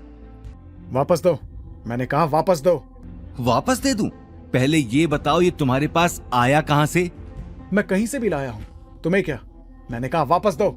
ये कहते हुए गौतम नील से नेकलेस छीनने लगा, लेकिन नील ने अगले ही पल उसे अपनी पीठ के पीछे छुपा लिया। कहीं तुमने इसे चोरी तो नहीं किया? ये सुनते ही अवनी की आंखों की कोर गीली हो गई, क्योंकि गौतम के पास नील की बातों का कोई जवाब नहीं था। गौतम, क्या हुआ? तुम जवाब क्यों नहीं दे रहे? आखिर तुम ये नेकलेस कहाँ से लाए हो? सच सच बताओ, क्या सच में तुमने ये नेकलेस चोरी किया है? मैं कभी सोच भी नहीं सकती थी कि तुम इतनी नीच हरकत करोगे। नहीं अवनी, मैंने नेकलेस चोरी। अच्छा, तो अब मैं समझा। तुमने नेकलेस दहेज के सामान में से चुराया है। शर्म आनी चाहिए तुम्हें। जिस थाली में खाते हो उसी में छेद करते हो। मैं अभी तुम्हारी असलियत सभी को बताता हूँ, चोर साला। इससे पहले कि गौतम अपनी बात अवनी को समझाता, नील मौका देखकर परिवार के बाकी लोगों के पास चला गया, जो इस वक्त मुंशी जी को छोड़ने के लिए गेट के पास खड़े थे। दादी साहब, आप सब लोग गेट पर खड़े हैं और यहाँ इस गौतम के बच्चे ने दहेज पर हाथ साफ कर लिया। ये देखिए कितना महंगा नेकलेस चुराया है। नील की आवाज सुनते ही सभी एक दूसरे को देखने लगे। एक के बाद एक पार्टी में बड़े बड़े झटके लगते जा रहे थे, लेकिन इस बार बात बहुत बड़ी थी। नेकलेस देखते ही गायत्री देवी की आंखें गुस्से में लाल हो गईं। क्या गौतम अवनी के सामने अपनी बेगुनाही साबित कर पाएगा? आखिर अब क्या बड़ा होने वाला था पार्टी में? क्या होंगे इन सारे सवालों के जवाब? नील की बात सुनते ही सभी लोग घर के अंदर जमा हो गए। सभी की तीखी नजरें देखकर अवनी का मन सहम चुका था। वो शर्मिंदगी से किसी को देख भी नहीं पा रही थी।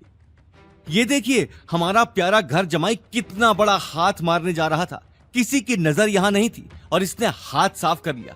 अच्छा हुआ मैंने इन भाई साहब को देख लिया, वरना पता नहीं इसका और क्या क्या दहेज का सामान चुराने का इरादा था। ये बात सुनते ही शनाया ने नील के हाथ से नेकलेस ले लिया और उसे ध्यान से देखने लगी। शनाया ने गुस्से में अपनी दादी से कहा, दादी साई, वही 13 लाख वाला नेकलेस है जो मुझे ज्वेलरी स्टोर में पसंद आया था। ये देखिए, इस घर जमाई ने 1,02 लाख पर नहीं, सीधा 13 लाख पर अपना हाथ मारा है। गायत्री देवी ने उसी वक्त अपने चेहरे से चश्मा हटा लिया और घूरकर गौतम को देखने लगी। शनाया अपनी बात कहते हुए गायत्री देवी के पास आ गई और रोते हुए बोली, जरूर राठौड़ परिवार को पता होगा कि मुझे नेकलेस बहुत पसंद है, इसलिए उन्होंने खास मेरे लिए इसे यहाँ पैक करवा कर भेजा है। लेकिन इस गौतम के बच्चे की नजर हमारी सारी चीजों पर है। दादी साहब, आप पुलिस को फोन कीजिए। इसे आज के आज पुलिस के हवाले करना होगा। अगर आज इसे छोड़ दिया तो इसकी हिम्मत और बढ़ जाएगी। शनाया की बात सुनकर गायत्री देवी गुस्से में गौतम और अवनी के सामने जाकर खड़ी हो गई। आखिर तुम चाहते क्या हो? हमारे घर की खुशियां तुमसे बर्दाश्त नहीं होती क्या? ये आवाज सुनकर अवनी का दिल सहम गया। गीता और अनिल की आंखों में बेचैनी साफ दिखाई दे रही थी। इससे पहले कि गायत्री देवी आगे कुछ पूछती, अवनी ने धीमी आवाज में कहा, गौतम, सच सच बताओ, तुम्हारे पास ये नेकलेस कहाँ से आया? मैं अगर कुछ कहूंगा तो तुम मेरी बात का यकीन करोगी? अवनी बिना इस बात का जवाब दिए गौतम की आंखों में आंखें डालकर देखने लगी। ये मुझे किसी और ने दिया है, खास तुम्हें देने के लिए। अच्छा, वाह, तुम जैसे फालतू आदमी को कोई इतनी महंगी चीज क्यों देगा? यहाँ पार्टी में बाकी सब लोग मर गए हैं क्या? कम से कम झूठ तो ऐसा बोलो जो हमें पच जाए। मैं झूठ नहीं बोल रहा हूँ, ये नेकलेस अवनी के लिए ही आया है और यहाँ राठौड़ परिवार की तरफ से जितने भी गिफ्ट्स आए हैं उसकी वजह भी अवनी ही है। अगर अवनी यहाँ नहीं आती तो ये गिफ्ट्स भी यहाँ नहीं होते। गौतम की बात सुनते ही सभी हैरानी से एक दूसरे को देखने लगे। रघुवीर और सिद्धार्थ की तो मानो पैरों तले जमीन ही खिसक गई थी, लेकिन अवनी को अब तक गौतम की बात पर यकीन नहीं हो रहा था। गौतम को भी इस बात का अंदाजा हो चुका था। उसने मौका देखते ही मुंशी जी को वापस आने का मैसेज कर दिया। गौतम बस बहुत हुआ, आखिर और कितना झूठ बोलोगे तुम? तुम्हें दिख नहीं रहा कि तुम्हारी वजह से हमारे परिवार की कितनी बेइज्जती हो रही है? बस मुझे और कुछ नहीं सुनना, अभी के अभी दादी के पैरों में गिर के माफी मांगो। मैं सच कह रहा हूँ अवनी, ये नेकलेस मैंने चुराया नहीं है। अगर तुम्हें मेरी बात का यकीन नहीं है तो तुम पुलिस को बुला सकती हो। शनाया ने गुस्से से कहा, हाँ वो तो हम करेंगे ही, आज तुम यहां से बचकर नहीं जाने वाले। ये कहते हुए शनाया अपना मोबाइल निकालकर पुलिस का नंबर डायल करने लगी, लेकिन अवनी ने उसी वक्त उसे रोक दिया। 1 मिनट शनाया, अभी तक कुछ साबित नहीं हुआ है। शनाया गुस्से में बोली, अब साबित होने को क्या बाकी रह गया है? तुम्हारा पति चोर है, चोर था और चोर ही रहेगा। शनाया ने यह कहते हुए नंबर डायल कर दिया, लेकिन इससे पहले कि वो पुलिस को फोन लगाती, उसे मुंशी जी सामने से आते हुए दिखाई दिए। मुंशी जी को वापस पार्टी में देखकर गायत्री देवी हक्की बक्की रह गई। आज ये हो क्या रहा है? इससे पहले कि गायत्री देवी आगे आकर मुंशी जी से कुछ पूछती, मुंशी जी ने अपने गार्ड्स को इशारा कर दिया। उनकी आंखें गुस्से में लाल थीं। इतने बड़े एम्पायर के मालिक गौतम की बेइज्जती होते वो देख नहीं पा रहे थे। सब वापस ले चलो, कुछ नहीं रहना चाहिए। क्या हुआ आप? ये सब मैं... प्लीज, मुझे अभी किसी से बात नहीं करनी। मुंशी जी की बात सुनते ही सभी गार्ड्स ने हॉल में रखे हुए गिफ्ट्स को वापस गाड़ियों में भरना शुरू कर दिया। रघुवीर और सिद्धार्थ एक दूसरे को देखने लगे। किसी की कुछ समझ नहीं आ रहा था। उसी वक्त सिद्धार्थ मुंशी जी को समझाने के लिए आगे आ गया। सर क्या हुआ? आप किसी बात पर नाराज तो नहीं हो गए? अगर कुछ बात हुई है तो हम बैठकर सुलझा लेते हैं। मेरे डैड राठौड़ फैमिली को अच्छे से जानते हैं। कौन है तुम्हारे डैड? मैं तुम्हारे डैड को जानता भी नहीं हूं, इसलिए हटो मेरे रास्ते से। राठौड़ परिवार की तुम जैसे लोगों के साथ जान पहचान। अरे तुम्हारा दिमाग ठिकाने पर है? मुंशी जी का तमतमाया हुआ चेहरा देखकर सभी डर के मारे एक दूसरे को देखने लगे, लेकिन गौतम शांत खड़ा होकर तमाशा देख रहा था। वहीं अवनी और उसके परिवार के लिए ये सारी बातें हैरान कर देने वाली थी, लेकिन गायत्री देवी अपने परिवार की खुलेआम बेइज्जती होते नहीं देख पा रही थी। रघुवीर जी, आखिर ये सब हो क्या रहा है? आप कुछ बोलते क्यों नहीं? रघुवीर ने मौके की नजाकत को देखते ही अपना सिर झुका लिया। वो ये बात अच्छे से जानता था कि उसके मुंह से एक भी शब्द निकलते ही उसका झूठ पकड़ा जाएगा। नील अब तक गायत्री देवी को देख रहा था। वो अपनी बहन और दादी का मायूस चेहरा नहीं देख पा रहा था। उसने मुंशी जी से आकर कहा, सर मेरी बात सुनिए, हम लोग दरअसल... हट जाओ, मुझे अपना काम करने दो। ये बात कहते हुए मुंशी जी गौतम को देखने लगे। उसी वक्त गौतम ने शनाया की तरफ इशारा कर दिया। मुंशी जी की नजर अचानक ही शनाया के हाथ में पकड़े नेकलेस पर चली गई। ये नेकलेस तुम्हारे पास कहां से आया? मैं यही बात आपको समझाने की कोशिश कर रहा हूं। ये नेकलेस इस गौतम ने चुराया था और हम इसलिए पुलिस... साफ मालूम पड़ रहा था कि नील को बात घुमाने का मौका मिल गया था, लेकिन मुंशी जी ये बात सुनते ही गुस्से में लाल हो गए। किसने कहा कि नेकलेस इन्होंने चुराया है? सर, नील ठीक कह रहा है। ये नेकलेस... अगर मेरे हुक्म ने यहां आने के लिए नहीं कहा होता तो मैं कभी आपके दरवाजे पर कदम नहीं रखता। ये बात कहते हुए मुंशी जी गायत्री देवी की आंखों में आंखें डालकर देखने लगे। अचानक ही उनकी नजर अवनी पर चली गई। अवनी को देखते ही उन्होंने शनाया के हाथ से नेकलेस ले लिया और अवनी के पास चले गए। मिस अवनी, मुझे माफ करना, आपको बेवजह इतनी तकलीफ उठानी पड़ी। दरअसल ये नेकलेस छोटे हुक्म ने खास आपके लिए भेजा है। मुंशी जी की इस बात ने सभी को सोचने पर मजबूर कर दिया। सभी को यकीन हो चुका था कि कुछ देर पहले जो गौतम बोल रहा था वो सही था, लेकिन अवनी को अभी तक अपनी आंखों पर यकीन नहीं हो रहा था। मेरे लिए भेजा, लेकिन क्यों? ये बात सुनकर मुंशी जी गौतम को देखने लगे। क्योंकि हमारे छोटे हुक्म आपको पसंद करते हैं और इसलिए उन्होंने आपके लिए एक छोटा सा नजराना भेजा है, और ये सारे गिफ्ट भी उन्होंने ही यहां भेजे हैं। गायत्री देवी ये बात सुनते ही हैरान रह गई। साथ ही गीता और अनिल को भी यकीन नहीं हो रहा था, लेकिन सबसे ज्यादा हैरानी अवनी को थी, क्योंकि जिस आदमी ने उसके लिए गिफ्ट भेजा था, अवनी ने आज तक उस आदमी को देखा भी नहीं था। मुझे कुछ समझ नहीं आ रहा, आखिर कौन है आपके छोटे हुक्म?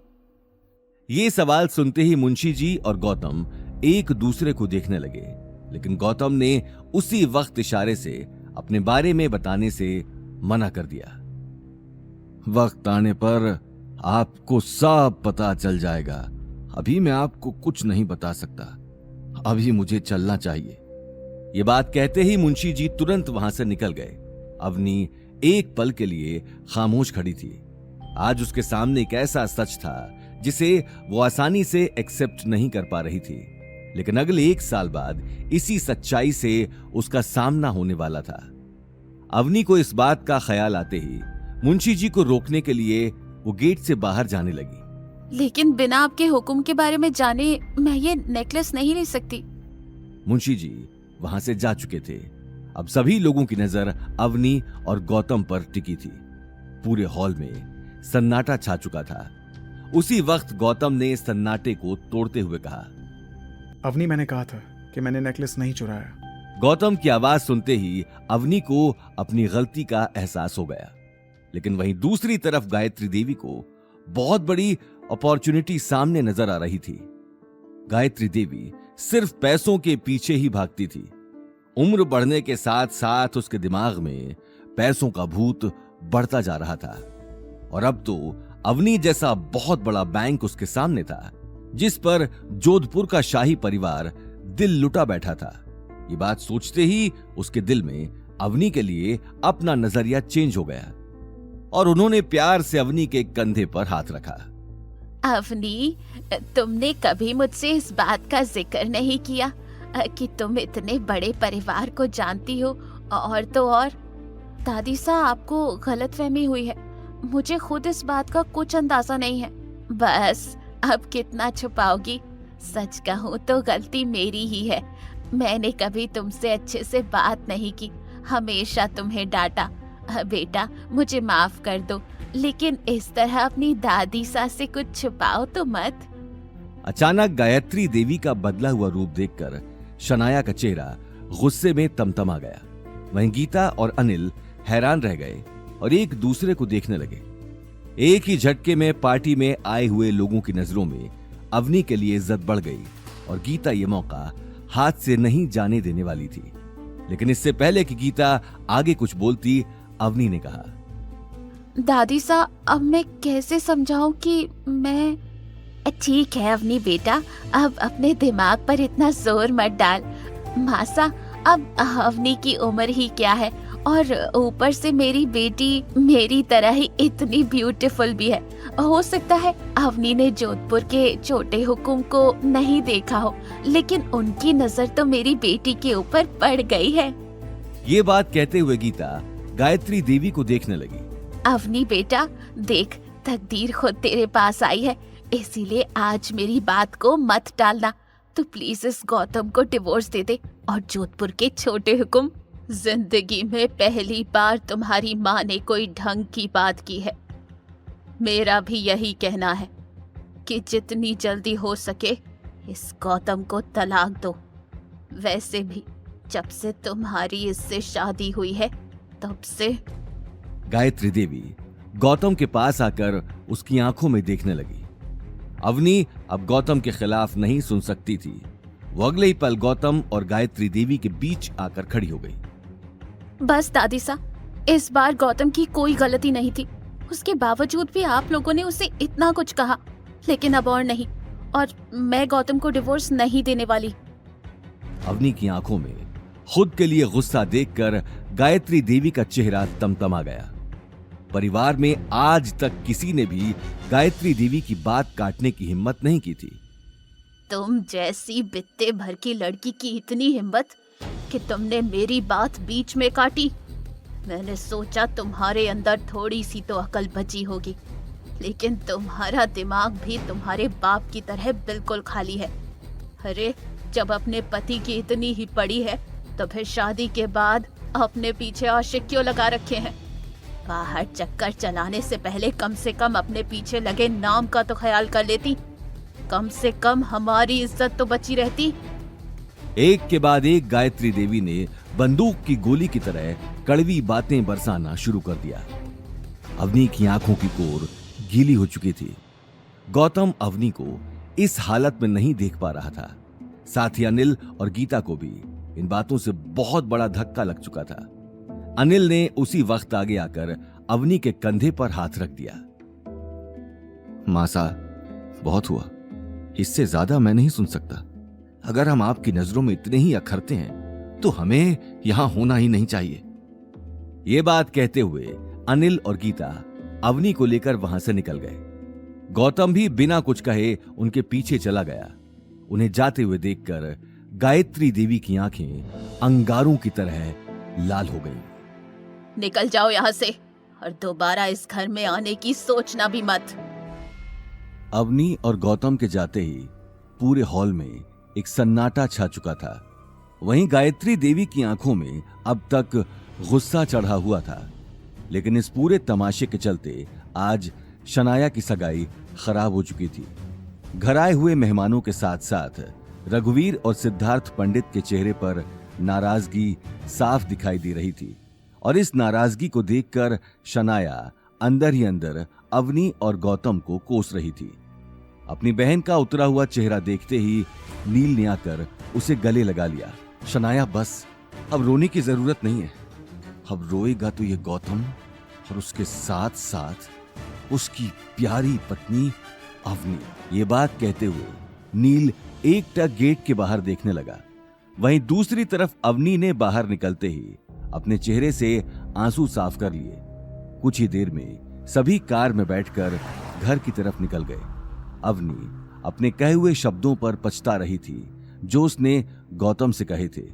उसने गौतम को कार चलाते हुए देखकर कहा, गौतम, तुम्हें नील से उलझने की जरूरत नहीं है। उससे जितना हो सके दूर ही रहना। हाँ अवनी, लेकिन मैं बस यही समझा रहा था कि उसने मेरे ऊपर झूठा इल्जाम लगाया है। उसके लिए सॉरी, लेकिन उससे जितना हो सके दूर रहना। उसका उठना बैठना गुंडों के साथ है। अगर उससे पंगा लिया तो वो बदला जरूर लेगा। मुझे बचपन से नील पसंद नहीं। ठीक है, मैं इस बात का ध्यान रखूंगा, लेकिन मुझे नहीं लगता कि वो कुछ करेगा। गीता और अनिल कार की बैक सीट पर चुपचाप बैठे थे। गीता की आंखों में गुस्सा तो था, लेकिन वो शायद घर पहुंचने का ही इंतजार कर रही थी। वहीं अवनी अभी तक नेकलेस अचानक गौतम के पास आने की बात पचा नहीं पा रही थी। अच्छा, एक बात बताओ, आखिर तुम्हारा राठौर परिवार के साथ क्या रिश्ता है? आखिर उस आदमी ने इतने सारे लोगों में तुम्हें ही क्यों वो नेकलेस दिया? ये बात सुनते ही गौतम का मन हुआ कि अवनी को आज अपनी सच्चाई बता दे, लेकिन अगले ही पल उसे दीपशिखा का ख्याल आ गया, जिसके साथ उसे 1 साल बाद शादी करनी थी। इस बात का ख्याल आते ही उसने अपने आप को रोक दिया। नहीं अवनी, मैं तो जानता भी नहीं राठौड़ फैमिली को। कल जब तुम सब लोग चले गए थे तब मुझे वो बुजुर्ग आदमी ज्वेलरी शॉप पर मिला था और उसी ने मुझे वो नेकलेस दिया। इससे पहले मैं उससे कुछ पूछता, वो वहां से निकल गया। उसने बस इतना ही कहा कि नेकलेस तुम्हें दे दूं। सच में यही बात है? सच में यही बात है। अभी तुम्हारे सामने तो उस आदमी ने खुद कहा। गीता ने ये बात सुनते ही भौहें चढ़ा ली और बड़बड़ाने लगी। अच्छा हुआ नेकलेस ही दिया। बम दिया होता तो ये आदमी उसे भी घर ले आता। अकल तो वैसे भी नहीं है इस आदमी में। पता नहीं भगवान जब अकल बांट रहे थे तब ये आदमी कहाँ गया था। अवनी अपनी मॉम की बात को नजरअंदाज करके गौतम को समझाने लगी। गौतम का भी ध्यान कार चलाने में ही था। गौतम, ऐसे किसी से भी कुछ भी लेने की जरूरत नहीं है। तुम जानते नहीं हो कि लोग तुम्हारा कैसे फायदा उठा लेते हैं। आइंदा जब तक सामने वाले से कोई जान पहचान ना हो तब तक उससे कुछ मत लेना। हाँ, आइंदा कभी ऐसी गलती नहीं होगी। गौतम से बात करने के बाद अवनी कार से बाहर देखने लगी। वो समझ गई थी कि मुंशी जी के पास गौतम से अच्छा जरिया नहीं था अपनी बात पहुंचाने का, लेकिन वो इस बात से बेखबर थी कि मुंशी जी ने गौतम के कहने पर ही ये सारा नाटक खेला था। वहीं दूसरी तरफ गौतम कार चलाते हुए बार बार अवनी को देख रहा था। अवनी से झूठ बोलने की बात उसे अंदर ही अंदर कचोट रही थी। अवनी, मुझे माफ करना, मैंने तुमसे झूठ बोला, लेकिन क्या करूं, इसके सिवाय मेरे पास कोई और रास्ता नहीं था। अगर तुम्हें सच बताता हूं तो मुंशी जी से किया हुआ वादा तोड़ना पड़ेगा, इसलिए अगले 1 साल तक मैं तुम्हें सच नहीं बताऊंगा। अग्रवाल हाउस से वापस आने के बाद सभी के चेहरे पर मायूसी छाई थी। सभी एक एक कर घर के अंदर चले गए। रात हो चुकी थी। गीता ने अंदर कदम रखते ही गौतम के ऊपर एक खड़ूस सास की तरह ताने बरसाने शुरू कर दिए। गौतम भी सिर झुकाए सुनता जा रहा था। शक्ल तो देखो इस ढीठ की, इतना सब कुछ सुनने के बाद भी बेशर्मों की तरह खड़ा है, मुंह में जैसे दही जमा रखा हो। अवनी के पूजनीय दादाजी ने अगर इस महान हस्ती से मेरी बेटी की शादी न कराई होती तो आज मेरी बेटी भी किसी बड़े घर की बहू होती। बड़ा घर तो छोड़ो, हमें तो अपने ही घर में एक भूत पालना पड़ रहा है। गौतम, बस बहुत हुआ, बहुत तोड़ ली तुमने घर बैठकर मुफ्त की रोटियां। तुम्हारी वजह से हमें हर वक्त लोगों के सामने जलील होना पड़ता है, इसलिए अब कहीं ना कहीं जाकर जॉब ढूंढो। हमारी हालत तुम जानते ही हो।